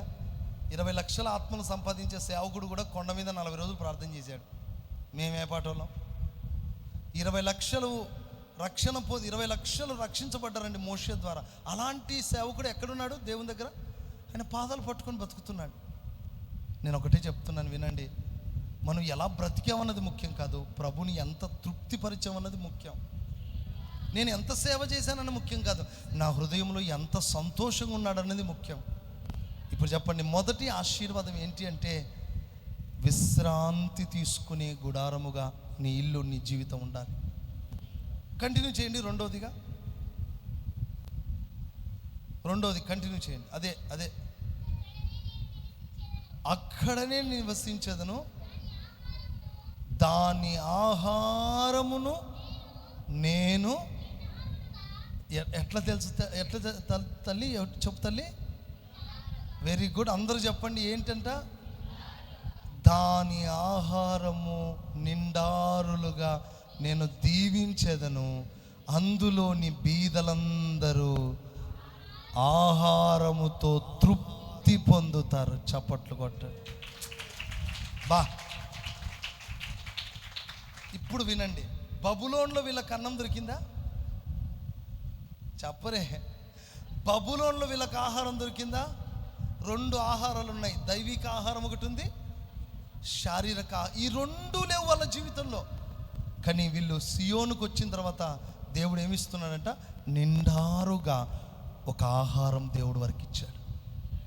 నేను చెప్పనా? ఈ మందిరం ఏ మందిరమో తెలుసా? ఈ మందిరంలో ఏం దొరుకుతుందంటే, మీరు కడుపు నిండా తినే ఒక దైవికమైన ఆహారం దొరకబోతోంది. మీ కొట్లు నింపబడబోతున్నాయి. ఇది సమృద్ధి అయిన ఉపదేశం దొరికే స్థలం. ఇప్పుడు చెప్పండి, దేవుడు ఉన్న చోట డబ్బుకు తక్కువ ఉంటుందండి? కొదువు ఉంటుందా? రాజు ఉన్న చోట డబ్బులు ఉండవా? బంగారం ఉండదా?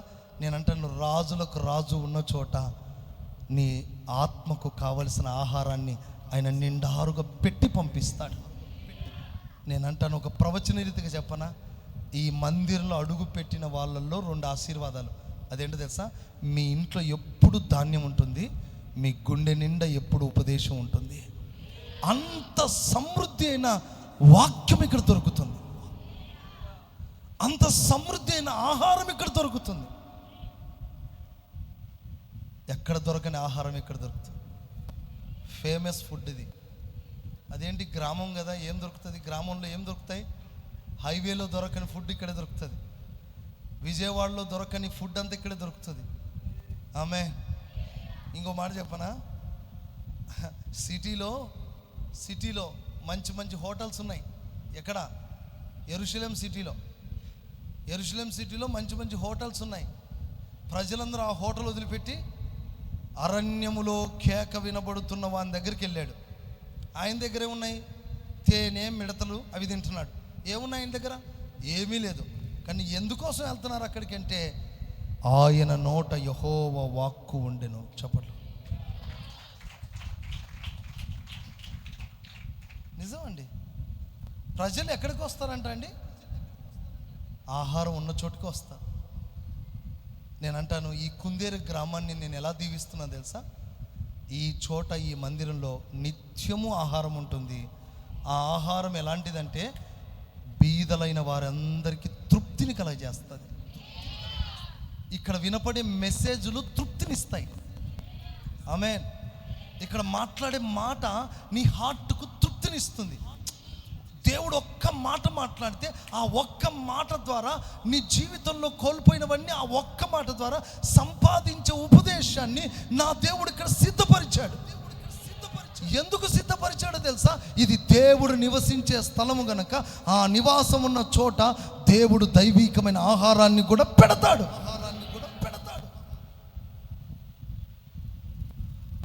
ఇక్కడ నువ్వు తృప్తి పడేటట్టుగా బ్రతికే ఆహారం ఇక్కడ ఉంది. ఆహారం యోసేపు దగ్గర ఉంది. ఆహారము ఈ యోసేపు దగ్గర ఉంది. స్తోత్రం కలుగును గాక. అలనాడు యోసేపు దగ్గర ఉంది, ఈనాడు యోసేపు దగ్గర ఉంది.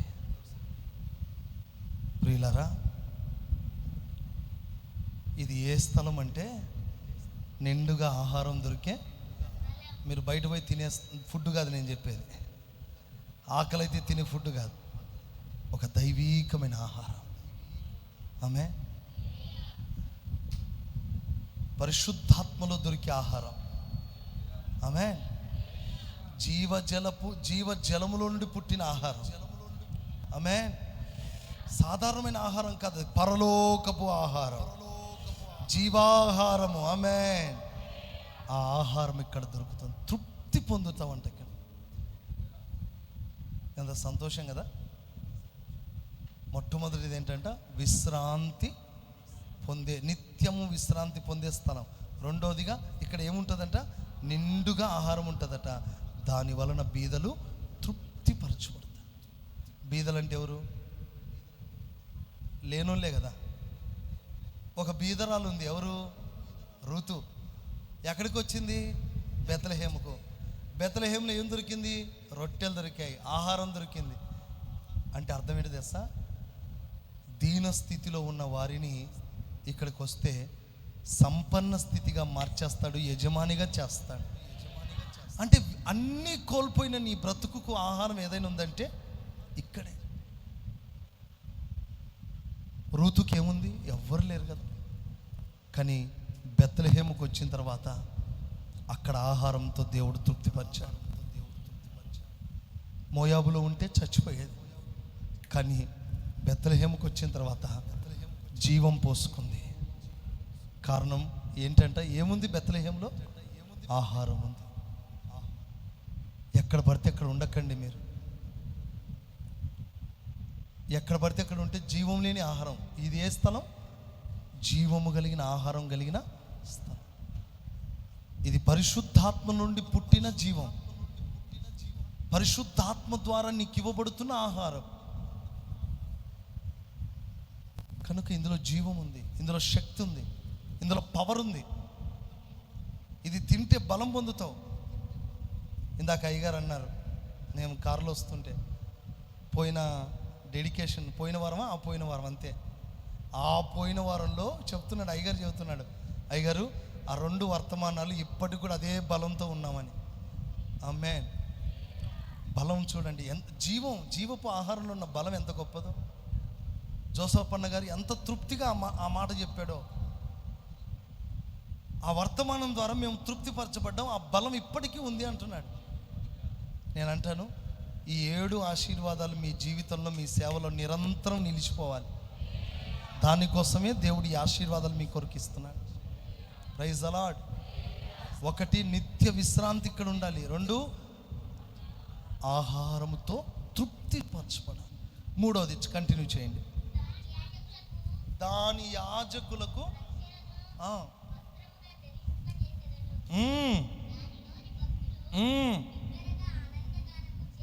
థ్యాంక్ యూ బిడ్డ. ఏం పేరు నీ పేరు? చెయ్యి. ఎంత చక్కగా చదువుతుందో. ఏం చదువుకున్నావు? 7th. Very good. ఇప్పుడు నా వైపు చూడాలి, నేను ముగించేస్తాను. ఆ బిడ్డ ఆసక్తి చూడండి ఎంత గొప్పదో. అలాంటి పిల్లలు కావాలి. రామగుండంకి వస్తావా? రావా? మంచిగా చూసుకుంటా. రైట్. ఇప్పుడు నా వైపు చూడండి, ముగించేస్తానా. 12:30 అసలు భోజనం టైం కూడా కాదు కదా. అరే రైట్. 3వ విషయం చెప్తాను. దానిలోని యాజకులకు ఏమిస్తున్నాడట దేవుడు? రక్షణను వస్త్రముగా ఇస్తున్నాడట. అంటే ఇక్కడ ఏం దొరుకుతున్నాయంట అంటే అర్థం ఏంటంటే, ఈ సియోనులో దేవుడు ఏర్పరచుకున్న స్థలంలో యాజకులు కాపాడుకోవటానికి ఒక వస్త్రం అక్కడ వాళ్ళకి ఇవ్వబడింది. ఆమేన్. అంటే మీరు ఎలాంటి వాళ్ళు తెలుసా? మీ యాజకునికి మీరు వస్త్రాన్ని కప్పే వాళ్ళై ఉండాలి. చప్పట్లు కొట్టండి. దైవజనుడు జోసఫ్ అన్న గారికి మీరు ఒక వస్త్రము కప్పేవారుగా ఉండాలి. అంటే మీరు ఒక దైవికమైన స్వభావాలతో మీరే ఆ దైవజనునికి వస్త్రముగా మారేటువంటి ఆ స్థానంలోకి మీరు రావాలి. అంటే దైవజనునికి మీరు వస్త్రం ఇవ్వగలరా? కాదు. పాయింట్ అక్కడ. దైవజనునికే మీరు ఒక వస్త్రముగా మారి అతని బలహీనతలను కప్పి అతన్ని మీరు ఎన్ని చోట్లైనా నిలబెట్టేటువంటి వ్యక్తులుగా మీరు ఉండాలి. ఒక దైవజనులో ఏదైనా చిన్న కొరతలు కనపడినప్పుడు మీరు ఒక వస్త్రం కప్పాలి. ఆ వస్త్రం ఏం చేస్తుందంటే సమాజంలో అనేక మంది ఎదుట విలువను కాపాడుతుంది. ఆమేన్ చెప్పు గట్టిగా. మీ దైవజనుని మీద ఎప్పుడు మీరు వస్త్రం కప్పుతూనే ఉండాలి ప్రియులారా. మీ దైవజనుని మీద ఎప్పుడు వస్త్రం కప్పుతూనే ఉండాలి ప్రియులారా. హల్లెలూయా. ఆ నోవాహు మీద వస్త్రం కప్పినప్పుడు అతను దీవించబడ్డాడు. సియోనులో ఏముందో తెలుసా? వస్త్రాలు ఉన్నాయి. వస్త్రం అంటే ఏంటో తెలుసా? దైవీకమైన స్వభావం. ఆమేన్. ఇక్కడ దైవీకమైన వస్త్రం ఉంది. ఈ వస్త్రంతో మీరు ఏం చేయాలంట? కప్పుకోవాలి, కప్పాలి. యాజకులకు వస్త్రం ఇవ్వబడింది. అక్కడ మీరు ఏమవ్వాలంట? ఇక్కడ దేవుడు నివసించే ఈ స్థలంలో మీ సేవకులకు మీరే ఒక వస్త్రంగా మీ సేవకుని కప్పి ఘనతను ఘనపరుస్తూ మీ సేవకుని కాపాడుకోవాలి. మీ నాయకులను మీరు కాపాడుకోవాలి. మీ సేవకులను మీరు కాపాడుకుంటూ ఉండాలి. కనుక దేవుడు మీరే ఒక వస్త్రంగా మారి దైవజనులకు కప్పాలి, కాపాడుకోవాలి. ఇది మీరు నేర్చుకోవాల్సిన ఉపదేశం ప్రియులారా. ఇక్కడ వస్త్రం దొరుకుతుంది, మన మానమును కప్పే వస్త్రం. ఆమేన్. మన అపవిత్రతను కప్పే వస్త్రం. హల్లెలూయా. నీతి అనే వస్త్రం ఇక్కడ ఉంది. ఆమేన్ చెప్పు గట్టిగా. ఇక్కడున్న మన బలహీనతలన్నీ కప్పే వస్త్రం. బయటికి వెళ్తే మన బలహీనతలు చూస్తారు, ఇక్కడికి వస్తే నా దేవుడు తన వస్త్రంతో కప్పుతాడు. ఆమేన్ చెప్పు గట్టిగా. బయట సమాజం నన్ను చూసి హేళన చేస్తారు, కానీ ఈ మందిరంలోకి వచ్చిన తర్వాత సమాజం నన్ను తృణీకరిస్తే దేవుడు తన పరిశుద్ధమైన, నీతిగల, శృంగారమైన, మహిమ కలిగిన పెళ్లి వస్త్రము చేత దేవుడు మనను కప్పుతాడు. మనను పెళ్లి వస్త్రము చేత కప్పుతాడు. మహిమగల వస్త్రముతో కప్పుతాడు.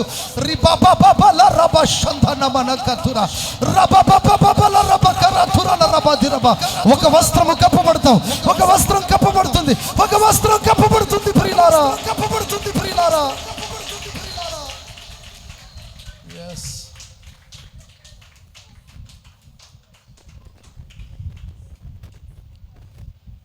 హల్లెలూయా. సమాజం మన వస్త్రాన్ని లాగేసుకుంటుంది.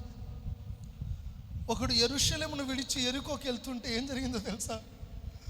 వాడి వస్త్రములు లాగే. ఎందుకు ఇచ్చిపెట్టేవరా యెరూషలేము? జాగ్రత్త. సంఘమ మందిరాన్ని విడిచిపెడితే, సంఘాన్ని విడిచిపెడితే, యెరూషలేమును విడిచిపెడితే, సహవాసాన్ని విడిచిపెడితే పక్కన దొంగడు ఏం లాగేసుకుంటాడు? వస్త్రము లాగేసుకుంటాడు. కానీ ఇక్కడ ఏంటో తెలుసా? ఈ సియోనులో ఏంటో తెలుసా? ఈ మందిరం ఏంటో తెలుసా? దోచుకొనబడ్డ వస్త్రాలు చూసి నువ్వు ఇక్కడికి వస్తే ఆ వస్త్రముతో కప్పి, నీతితో కప్పి, పరిశుద్ధతతో కప్పి, అభిషేకముతో కప్పి, సుందర వస్త్రముతో కప్పి, పెళ్లి వస్త్రముతో అలంకరింపజేసి మహిమగల పెళ్లి కుమార్తెగా నిన్ను నిలబెడతాడు. మహిమగల పెళ్లి కుమార్తెగా నిన్ను నిలబెడతాడు.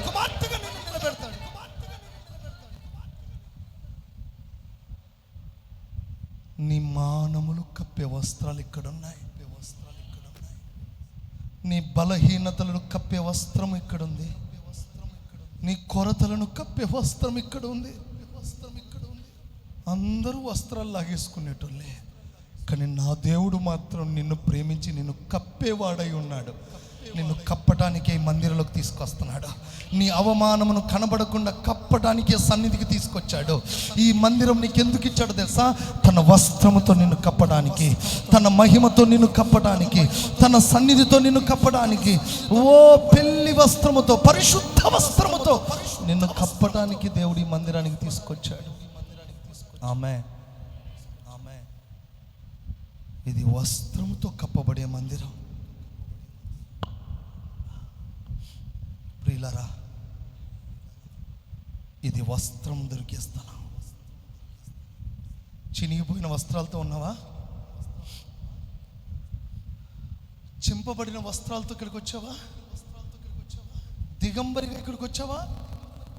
అయ్యా, అందరూ లాగేసుకున్నారు, నా కుటుంబాన్ని అందరూ పాడు చేశారయ్యా, నా సంసార జీవితాన్ని నాశనం చేశారయ్యా, దిక్కులేని స్థితిలో నేను ఇక్కడికి వచ్చానయ్యా, ఆత్మీయత కరువైపోయిందయ్యా, మాసిపోయిన బట్టలతో వచ్చానయ్యా, మలినమైపోయిన బట్టలతో వచ్చానయ్యా, వస్త్రాలు కోల్పోయినయ్యా, నేను తప్పిపోయినానయ్యా, నేను పొరపాటు చేశాను ప్రభువా, నేను జారిపోయానయ్యా, నేను బలహీనమయ్యానయ్యా, నేను కృంగిపోతున్నానయ్యా, ఎక్కడో భయంకరమైన పాపంలో పడి నేను నా వస్త్రాన్ని మలినం చేసుకున్నానయ్యా అని నేను బాధపడుతున్నావా? అయితే ఈ మధ్యాహ్న కాల సమయంలో నా దేవుడు చెబుతున్నాడు, నీ మీద తన వస్త్రాన్ని నా దేవుడు కప్పి తన కౌగిల్లోకి నేను చేర్చుకుంటున్నాడు.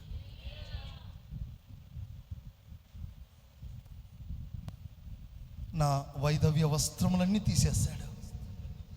మైలంటిన బట్టలన్నీ నా దేవుడు ఇక్కడ తీసేస్తున్నాడు.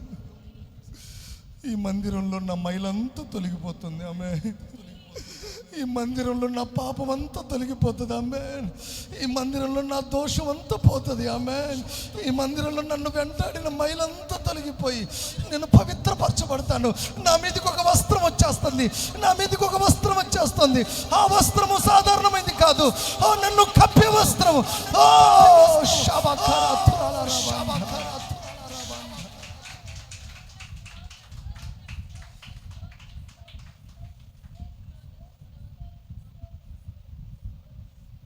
నేను చాలా బలహీనుడు ప్రభువా. నా వస్త్రం చినిగిపోయింది. ఎవరు దాన్ని కుట్టరు ప్రభువా. ఇక్కడికి వస్తే నేను కుట్టబడతాను ప్రభువా. కొన్నిసార్లు మన వస్త్రాలు కొన్ని చోట్ల చినిగిపోతే, నాకు ఒకసారి వస్త్రం చినిగిపోతే టైలర్ దగ్గరికి అన్నాను, అయ్యా ఈ వస్త్రం చినిగిపోయింది కుడతావంటే, ఇది పనికి రాదండి మొత్తం తీసేయాలన్నాడు. లేదు బాబు నాకు కుట్టవా ప్లీజ్, ఈ వస్త్రం అంటే నాకు చాలా ఇష్టం అంటే, ఇది పనికి రాదన్నాడు. అదే పనికి రాదని బాధపడుతూ ప్రార్థన చేసుకున్న, ప్రభు ఇదంటే ఈ చొక్క నాకు బాగా ఇష్టం ప్రభు, కుట్టే వాళ్ళు ఎవరైనా ఉన్నారని అడిగితే మా దగ్గర ఒక తమ్ముడు ఉన్నాడు, అన్న ఇది వాస్తవానికి కుట్టడం చేత కదరా అంటే, వరే నీకు కుట్టడం వచ్చు కదరా, ఏదో ఒక రకంగా నాకు దయచేసి చేయరా అంటే, వాడు తీసుకెళ్ళి రాత్రంతా కూర్చొని ఎలా చేయాలో చూసి దాన్ని ఏదో ఒక రకంగా చేసి కుట్టించాడు. కుట్టించినా అది ఒకలాగా ఉంది, కానీ మొత్తానికి ఆ డ్రెస్ నాకు నచ్చింది. నా దేవుడు ఎవరో తెలుసా?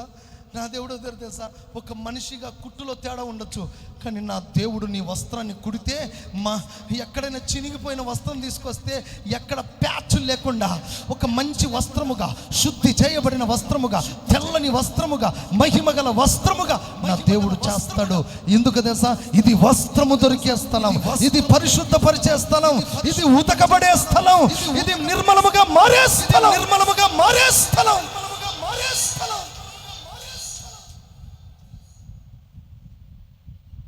నీ మీద ఒక వస్త్రం కప్పబడుతుంది. తమ్ముడు, నీ బలహీనతలు కప్పే వస్త్రం ఇది. బయటికి వెళ్తే నీ వస్త్రం లాగేసుకుంటారు, జాగ్రత్త. బయట నీ రక్షణ లాగేసుకుంటారు తమ్ముడు, చెల్లి. కానీ మందిరంలోకి వస్తే మన రక్షణ కాపాడకూడదు, మన వస్త్రం పోకూడదు. చెప్పు, ఇప్పుడు నీ వస్త్రం ఎట్లుందో చెప్పు, చూసుకో. ఎందుకు దేవుడు మందిరం ఇచ్చాడు నీకు? ఇక్కడ వస్త్రం ఇవ్వబడుతుంది. ఇక్కడ వస్త్రం ఉంది అంటే కుట్టే వాళ్ళు ఇక్కడ ఉన్నారు. ఆమేన్. కుట్టు పని చేసే వాళ్ళు ఇక్కడ ఉన్నారు. యాజకులకు వస్త్రం దొరుకుతుంది, విశ్వాసులకు కూడా ఒక వస్త్రం దొరుకుతుంది. మా వస్త్రాలన్నీ నా దేవుడు ఇక్కడ ఇస్తాడు. మందిరంలో మోకరిస్తే మాకు దైవికమైన వస్త్రాలు ఇచ్చినట్టుగా మీకు కూడా వస్త్రం ఇస్తాడు. నాలుగవదిగా, అందులోని భక్తులు ఏం చేస్తారంట? బిగ్గరగా అనండి అందరూ, ఆ మాట చెప్పండి. అంటే నేను 10th క్లాస్ పాస్ అయ్యానండి, లేదా ఇంటర్మీడియట్ మంచి స్టేట్ ర్యాంక్ వచ్చాను అనుకుందాం. అప్పుడు మీ దగ్గరికి వచ్చి, కుందేరుకు వచ్చి, అయ్యా నేను ఇంటర్మీడియట్ ఇట్లా తల ఇట్లా అనుకుంటూ నేను ఇంటర్మీడియట్ ఫస్ట్ ర్యాంక్ వచ్చానంటానా? చెప్పండి, ఎట్లంటా నేను స్వీట్ బాక్స్ పట్టుకొని నేను ఇంటర్ ఫస్ట్ అని కేకలేస్తానా లేదా? మాట్లాడాలి. ఇండియా వరల్డ్ కప్ ఓడిపోయింది, ఏడ్చారా లేదా? 2023లో వరల్డ్ కప్ ఓడిపోయింది, ఏడ్చారా లేదా? నేను కూడా ఏడ్చానండి, ఇండియా కదా. నాకు కూడా బాధ అనిపించింది. అన్నీ గెలిచి లాస్ట్లో పోయింది మన ఇండియా. ఎప్పుడంతే 2003లో ఎట్లయింది, 2023లో సేమ్ అట్లే 20 ఏళ్ళకు. కానీ 2024లో కప్పు గెలిచిందా లేదా? T20 గెలిచిందా లేదా? మన ఛాంపియన్స్ ట్రోఫీ గెలిచిందా లేదా? అప్పుడు అందరూ ఏం చేశారు? కేరింతలు కొట్టారా లేదా? ఎగిరారా లేదా? అంటే ఎవడు బిగ్గరగా కేక వేయగలడు అంటే జయించిన వాడే వేయగలడు. ఓడిపోయినవాడు వేయగలడా? అంటే ఎవని జీవితంలో జయించగలుగుతాడో వాడే బిగ్గరగా కేక వేయగలడు. అంటే స్వేచ్ఛగా ఆరాధించగలవాడు ఎవడు అంటే జయించిన వాడు మాత్రమే. అంటే ఆ స్థలం ఏంటంటే అక్కడ అక్కడ ఉన్న వాళ్ళందరూ ఏంటంటే బిగ్గరగా ఆనందగానం చేస్తున్నారు. అంటే ప్రతి ఒక్కరికి ఆనందాన్ని పుట్టించగల జై జీవితాన్ని దేవుడు అక్కడ ఇవ్వబోతున్నాడు. ఇప్పుడు చెప్పండి, దేవుడు ఏర్పరచుకున్న సియోనులో ఏముంది? నాలుగోదిగా జయ జీవితం దాగి ఉంది. చప్పట్లు కొట్టండి అందరూ, గట్టిగా కొట్టాలి. ఇక్కడ జయ జీవితం దాగి ఉంది. ఎక్కడ ఓడిపోయావో, ఎక్కడ బలహీనమయ్యావో, ఎక్కడ నువ్వు రాజీ పడ్డావో అక్కడ ఓకే. ఇక్కడికి వచ్చిన తర్వాత జయము నీ ఊపిరిగా మారుతుంది. నీవు అడుగు పెట్టిన ప్రతి చోటల్లా నా దేవుడు జయం అనుగ్రహిస్తాడు. కొట్టు చప్పట్లు గట్టిగా, స్తోత్రం కలుగునుగాక. యెహోవాను హత్తుకున్నవాడు జయిస్తాడు. ఇక్కడ ఉన్నప్పుడు నువ్వు జయిస్తావు. ఈ మందిరంలో అడుగు పెడితే నువ్వు ఓడిపోవు కదా. ఇక్కడ ఏముంటుందంటే జయ జీవితం దాగి ఉంది. ఆమేన్. ఎన్ని? 4 అయినాయి. 5వది కంటిన్యూ చేయి, చదవండి. అదే థ్యాంక్ యూ. నిన్ను కూడా గణపరుస్తాడు దేవుడు. Very good. నీ పేరేం పేరు? నువ్వేం చదువుతున్నావు? 6th. ఓమో, నువ్వు 7th అంటమ్మా, ఆమె 6th అట. Very good, thank you. ఈమెను పొగిడినందుకు ఆమెకి ఏం కలిగింది? నేను కూడా చదవాలనింది. Very good, very good. ఏంటంటే 5వది సరే, అది నువ్వు ఎవరికి ఛాన్స్ ఇవ్వకు. అలాంటి పిల్లలంటే నాకు ఎంత ఇష్టమో అట్లుండాలి, చురుగ్గా. కొంతమంది చూడ అన్నీ చదువు వచ్చి వెనక్కి కూర్చుంటారు. ఇలా మైండ్ ఏంటంటే సెల్ ఫోన్లు ఇవే పని. ఇలాంటి ఎవరొస్తుంది చూడండి, చక్కగా చదవచ్చు కదా తల్లి. ఓకే, మంచిది. నాకెందుకు మీ గురించి? ఒక పూట ఉండే వెళ్ళిపోయేటోని, మళ్ళీ నన్ను తిట్టుకోకుండా. ఆమెన్. రైట్. ఇప్పుడు ఏంటంటే 5వది ఏంటంటే అక్కడ ఏముందంటే దావీదుకు ఏం మొలవ చేస్తాడంట? కొమ్ము దేనికి సూచన ఉందంటే బలమైన కార్యాలు చేయటానికి. ఇప్పుడు చెప్పండి, సియోనులో దావీదును దేవుడు ఎలా ఆశీర్వదించాడంటే దావీదు కొమ్మును మొలవ చేస్తాడు. అంటే అర్థం ఏంటి తెలుసా? ఎక్కడ దావీదు బలహీనం కాడు. ఎందుకు? ఎక్కడున్నాడు? దేవుడు ఏర్పరచుకున్న స్థలంలో ఉన్నవాడు బలహీనుడు కాదు, అతని బలమును వృద్ధి చేసే దేవుడై ఉన్నాడు. అంటే ఇక్కడ నువ్వు దేవుడు ఏం మొలవ చేస్తాడంటే ఇక్కడ కొమ్మును మొలవ చేస్తాడు. కొమ్ము అంటే బలమునకు సూచన. కొమ్ము రకరకాల సూచనలు ఉన్నాయి, కానీ ఒకటే పాయింట్ చెప్తున్నా. కొమ్ము పట్టుకుంటే బలమునకు సూచన. నీ కొమ్ము మొలవ చేస్తున్నాడు, నీ బలమును అధికం చేస్తున్నాడు. నువ్వు బలహీనుడువు కావు, క్రీస్తునందు బలవంతుడుగా మార్చగలిగిన సన్నిధి అది దేవుని మందిరం ఉన్న చోటు. ఈ మందిరంలోకి వస్తే నీ కొమ్ము మొలవబడుతుంది, నువ్వు బలవంతులుగా మారిపోతావు సంగమా. అందుకే మనం ఎవ్వరం బలహీనం కాము. ఇక్కడికి వచ్చిన తర్వాత ఏమవుతున్నాం తల్లి? బలవంతులం అవుతున్నాం. కనుక నా ప్రియ దేవుని బిడ్డలారా, ఇక్కడ ఏముందో తెలుసా? నీ బలము వృద్ధి పొందే స్థలముగా ఉంది. ఇక్కడ నీ బలము మొలకెత్తబడుతుంది. నీ బలహీనత నుండి బలం వచ్చేసే స్థలం. బలం వస్తే నీ కొరకు ఇవ్వబడినతున్న స్థలం. ఇక్కడికి వస్తే బలం వచ్చేస్తుంది ఆటోమేటిక్గా. మీరు ఇంట్లో ఏం పని చేయలేరు, కానీ మందిరంలోకి వస్తే ఆటోమేటిక్గా బలం వచ్చేస్తుంది. మేము కూడా బయట ఏం తిరగలేము, కానీ మైకి కొట్టుకుంటే బలం వస్తుంది. ఎక్కలేని బలం వస్తుంది మాకు. కారణం ఏంటి? వాక్యం చెప్తే బలం వచ్చేస్తుంది. ఆరాధన నడిపిస్తే బలం వస్తుంది. ఆమె నీ కొరకు నువ్వు పని చేసుకుంటే బలహీనం అవుతావు, దేవుని కొరకు పని చేస్తే బలవంతుడు అవుతావు. ఆ బలం ఎక్కడ దొరుకుతుంది? నీ మందిర ఆవరణంలో నివసించువారు ధన్యులు, వారు బలవంతులు. ఆమె చెప్పు గట్టిగా. వాళ్ళు బలాభివృద్ధి నొందుదురు. ఆమె వారు నానాటికి ఏమవుతారంట? బలాభివృద్ధి నొందుచు సియోనుకు చేరతారు. తర్వాత 6వది చదవండి నాన్న. నా అభిషక్తుని కొరకు నేను ఏమాత్రం తగ్గనన్నాడు. చదువు తల్లి. నా అభిషక్తుని కొరకు నేను అక్కడ ఒక దీపం సిద్ధపరిచాను. అంటే ఈ స్థలం ఏ స్థలం అంటే ఇక్కడ దీపస్తంభమును దేవుడు నియమించాడంట. చప్పట్లు కొట్టండి గట్టి. బాబా దేవుడు ఎంత గొప్పవాడండి. ఇక్కడ ఒక దీపం ఉంది. ఆమెను చెప్పు గట్టిగా. వినండి, దీపం ఉంది అంటే నూనె ఉందా లేదా? పాయింట్ అర్థం చేసుకోండి. దీపం ఉందంటే నూనె ఉందా లేదా? నూనె ఉందంటే యాజకుడు పోసేవాడు ఉన్నాడా లేదా? పోసేవాడు ఉన్నాడంటే కత్తిరించేవాడు ఉన్నాడా లేదా? అంటే కత్తిరించేవాడు ఉన్నాడు, పోసేవాడు ఉన్నాడు, దీప వృక్షం ఉంది, నూనె ఉంది. అంటే అర్థం ఏంటో తెలుసా? ఆ మందిరంలో యాజకుడుండి నూనె పోస్తూ కత్తిరిస్తూ. తైలం ఉందా లేదా అక్కడ? చెప్పాలి. నూనె దీపం ఉన్న చోట ఏముంటుంది? తైలం ఉంటుంది. తైలం ఉన్న చోటే వెలుగుంటుంది. ఈ మందిరం ఏ మందిరమో తెలుసా? ఇది సాధారణమైన మందిరం కాదు, అభిషేకమైన తైలం ఇక్కడ సమృద్ధిగా దొరుకుతుంది. ఆ తైలము చేత నీ దీపం వెలుగుతూ ఉంటుంది. నీ ఆత్మ దీపం అల్లాడిపోకుండా, చల్లారిపోకుండా నీ దీపం నిత్యము వెలుగుతున్నట్లుగా, ఇది ఆరిపోని దీపముగా నీ మందిరాన్ని ఈ మందిరాన్ని నా దేవుడు నీకు ఉచితంగా కృపనిచ్చి నడిపిస్తూ ఉన్నాడు. ఈ మందిరంలో దీపం ఉంది, ఈ మందిరంలో నూనె ఉంది, ఇక్కడ అభిషేకం ఉంది, ఇక్కడ నింపబడిన వారు ఆత్మతో నింపబడతారు. ఈ మందిరంలో అడుగు పెట్టిన వారందరిపై ఒక బలమైన అభిషేకం, ఒక బలమైన తైలం ఒక్కొక్కరి మీదకి దేవుడు పంపబోతున్నాడు. స్తోత్రం చెప్దాం గట్టిగా, హల్లెలూయా చెబుదాం గట్టిగా. ఇక్కడ తైలము పోయబడతా ఉంది, ఇక్కడ తైలము పోయబడతా ఉంది, తైలము పోయబడతా ఉంది. ఇది తైలము పోసే స్థలం. నూనె ఎప్పుడు రెడీగా ఉందంట. ఇక్కడ పొందుకునేంత నూనె ఎక్కడుంది? యోబు అంటాడు, నా నిమిత్తం నూనె బండలో నుండి ఇచ్చాడట. ఎట్లా ఇచ్చాడంట? ప్రవాహంలా ఇచ్చాడట. బాటిల్ నూనెనా? కాదు, ప్రవాహం, ఫ్లోటింగ్.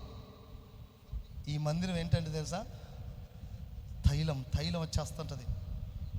అమ్మాన్, నూనె పోస్తానే ఉంటాడు దేవుడు. ఇట్లా అభిషేక తైలం, దీపస్తంభం దీపం పెట్టాడంట దేవుడు అక్కడ. ఎందుకు? అక్కడ వెలుగు ఎప్పుడు ఉండాలి. చాలామంది గుళ్ళల్లో దీపం పెడతానే ఉంటారు ఆరిపోద్దని. అది నిజమే.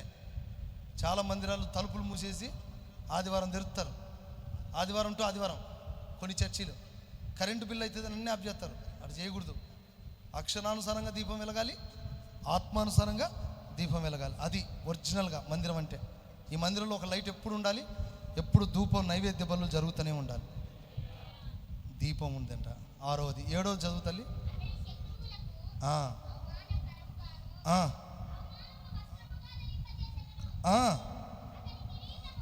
అతని కిరీటము అతని మీదనే ఉండి తేజరిల్లుతాడు. చెప్పండి. అక్కడ ఏముందంట దావీదుకు అంటే, అతని మీదనే ఒక కిరీటం ఉందట. అంటే ఆ స్థలం ఏ స్థలం అంటే, దావీదు కిరీటాన్ని కాపాడుకున్న స్థలం. ఆమేన్.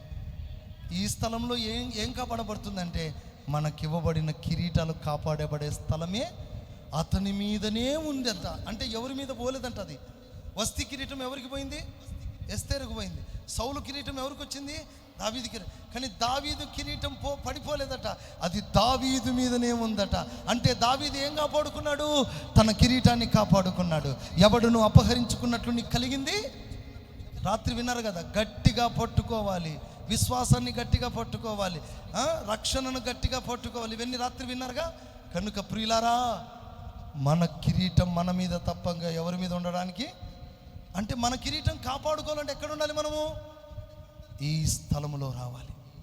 అంటే దేవుడు నివసించు స్థలంలో ఏముందట అంటే, కిరీటాలు కాపాడబడతాయి. నీ కిరీటం ఇక్కడ కాపాడబడుతుంది. కాపాడుకుంటావా?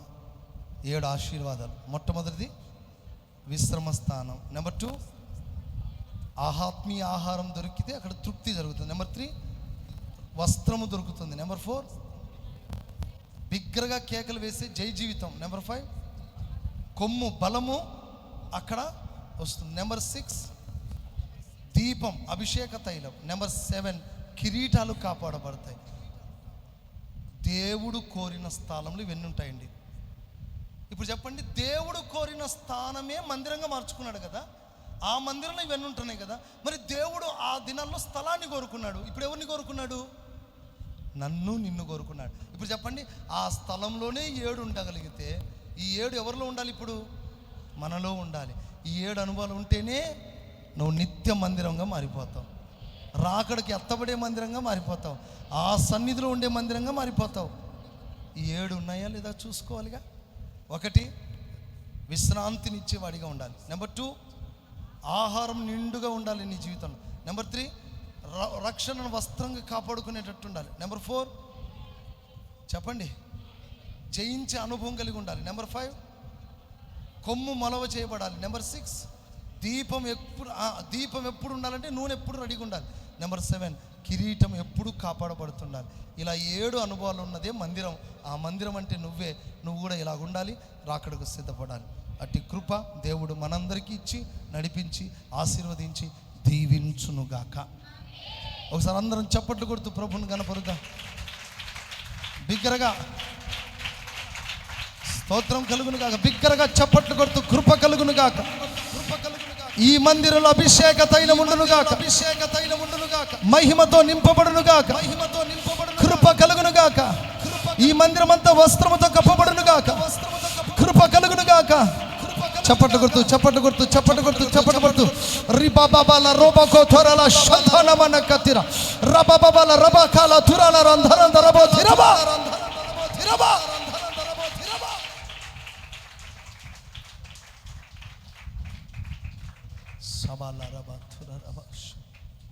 హల్లెలూయా, ఆమేన్, హల్లెలూయా.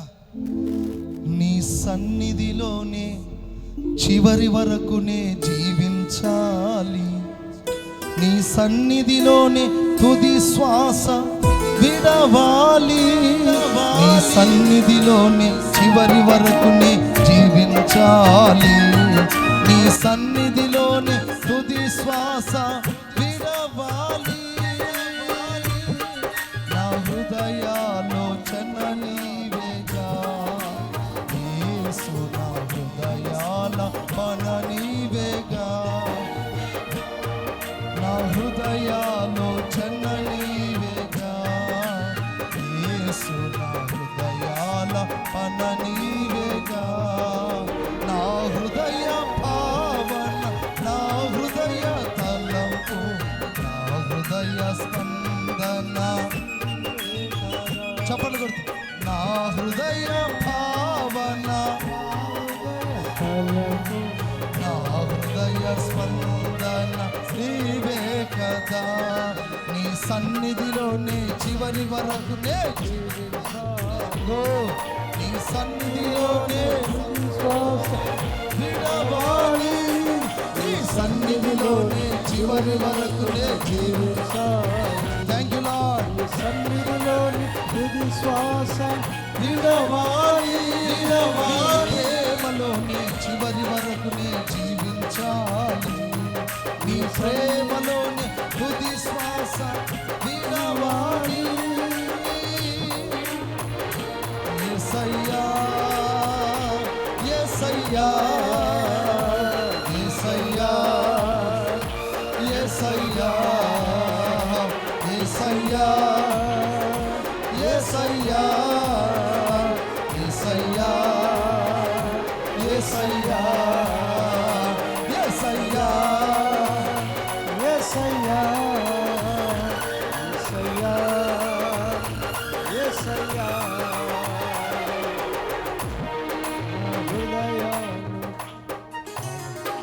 కళ్ళు మూసుకోండి, చిన్న ప్రార్థన చేసుకోండి. కళ్ళు మూసుకోండి. మోకరించగలిగిన వాళ్ళు మోకరించి ఈ మధ్యాహ్నం ఈ మందిరపు ప్రతిష్ఠ ఆరాధన, ఈ మందిరపు ప్రతిష్ఠ ఆరాధనలో నువ్వు మోకరించు. దేవుడే నిన్ను కోరుకున్నాడు కదా. దేవదూతల ఆరాధన దేవుడు కోరుకోలేదు, నిన్ను కోరుకున్నాడు. దేవుడు కోరుకున్న స్థలంలోనే అన్ని దీవెనలు ఉంటే దేవుడు కోరుకున్న నీలో ఎన్ని దీవెనలు ఉండాలి? దేవుడు కోరుకున్న విశ్రమ స్థానంగా నువ్వు మారాలి. నీలో దైవీకమైన ఆహారం ఉండాలి, తృప్తిపరిచే ఆహారం ఉండాలి. సేవకులకు ఒక వస్త్రంగా నువ్వు మారాలి, నీవు కూడా ఒక వస్త్రాన్ని కలిగి ఉండాలి. ఆనంద గానాలు చేయగలిగిన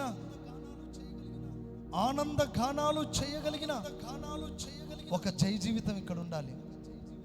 బలహీనమైన నీ బ్రతుకు, బలహీనమైన నీ కొమ్ము మలవాలి. ఇక్కడ దీపం నిత్యము వెలగాలి, నీ జీవం కూడా వెలగాలి. నీ కిరీటం నువ్వు కాపాడుకోవాలి. అలాంటి జీవితం ఈ మందిరంలో దేవుడు సిద్ధపరిచాడు. సంగమం దేవుడు సిద్ధపరిచాడు. తీర్మానం చేసుకోగలిగితే, ప్రార్థన చేసుకోగలిగితే, అప్పగించుకోగలిగితే కృప నీ మీదికి దిగి వస్తాడు. కృపని ప్రార్థన చేసుకోవాలి. Thank you.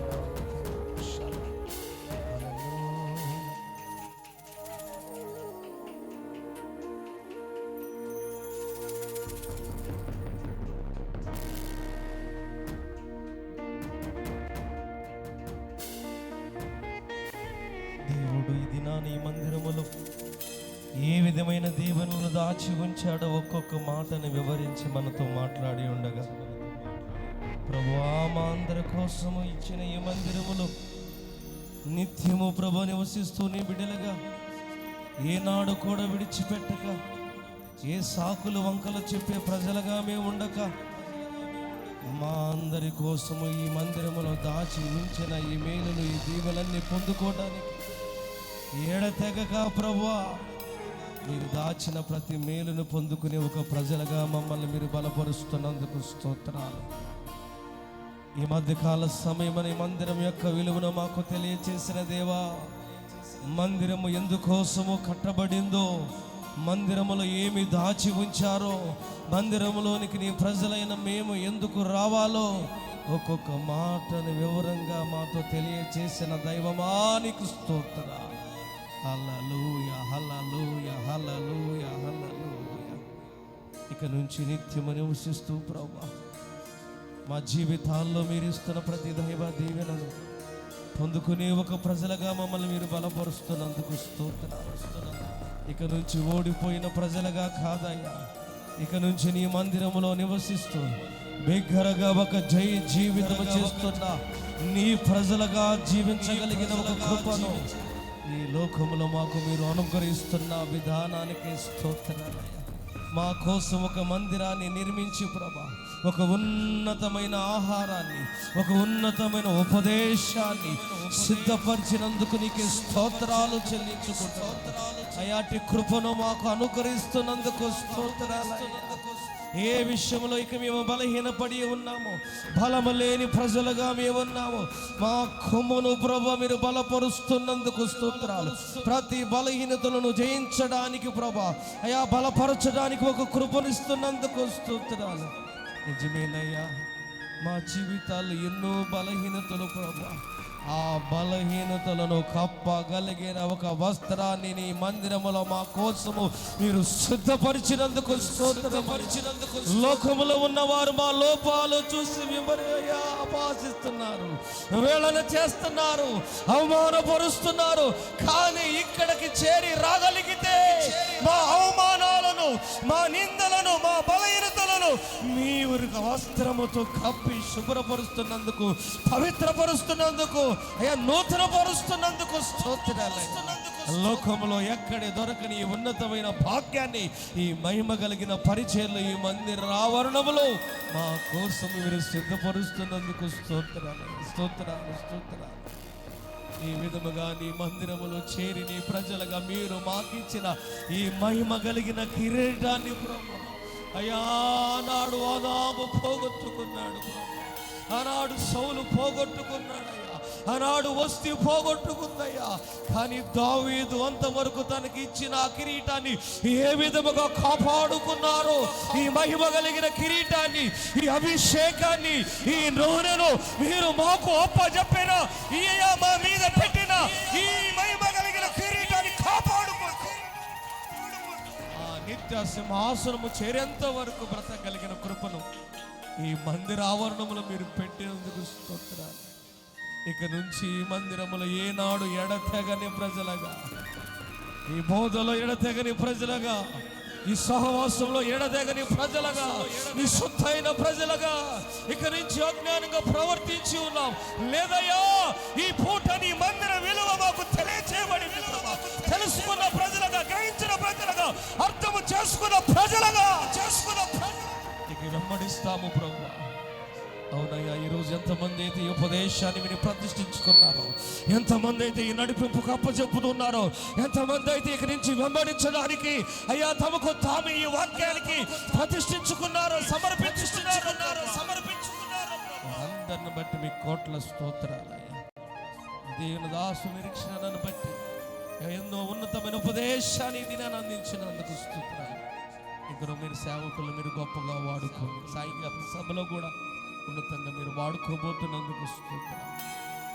ఈ మందిర విలువ తెలుసుకునే నీ ప్రజలుగా ఇంకా విస్తారంగా ఈ మందిరములోనికి ఏల వేసి అనేక మంది ప్రజలను ఇక మీరు తీసుకోవడానికి ఒక పిలుపునిచ్చినందుకు స్తోత్రాలయ్యా. అనేక అనేక మంది ప్రజలు ఈ శబ్ద యంత్రాంగము ద్వారా ఈ గ్రామంలో ఈ మందిరం యొక్క విలువను మీరు తెలియజేసినందుకు వినిన వారు ఒక్కొక్కరు పరిగెత్తుకొని వచ్చున్నప్పుడు ఒక్కొక్కరు ప్రభు వెంబడించడానికి పరిగెత్తడానికి వేసిన ఈ కేకను బట్టి స్తోత్రాలయ, ఈ పిలుపును బట్టి స్తోత్రాలు, ఒక్కొక్కరిని మందిరముగా మారుస్తున్నందుకు స్తోత్రాలు. ప్రజలుగా మీరు బలపరచబడి ఒక్కొక్క నెల బ్రతకగలిగిన కృపనిస్తున్నందుకు మీకు స్తుతులు స్తోత్రాలు. యేసు పరిశుద్ధ నామమున అడుగుచున్నాము తండ్రి, ఆమేన్. మన ప్రభు అయిన యేసు క్రీస్తు కృప, తండ్రి అయిన దేవుని ప్రేమ, పరిశుద్ధాత్మ అన్యోన్య సహవాసం సకల పరిశుద్ధులకును నూతనంగా కట్టబడిన ఈ మందిరమునకు దైవజనులకు సంఘానికి మహిమతో నింపి రాకడకు సంపూర్ణంగా సిద్ధపరచునుగాక. ఆమేన్. హల్లెలూయా. దేవుని పరిశుద్ధ ఘనమైన నామానికి మహిమ కలుగునుగాక. ఆ విధముగానే ఈరోజు చివరి రాత్రి కూడిక సాయంకాలము 6:30 ప్రారంభించబడుతుంది. అందరూ కూడా మీ పనులన్నీ సమయాలను ముగించుకొని 6:30 ప్రారంభించబడుతున్న సభలో మీరు పాల్గొనండి. ఇంకా పాటలు పాడాలని ఆసక్తి కలిగిన వారు సాయంకాలం ఒకవేళ మీ పేరు మాకు తెలియకపోతే మీ పేరును కూడా మాకు తెలియచేయాలని మీకు ప్రేమతో మనం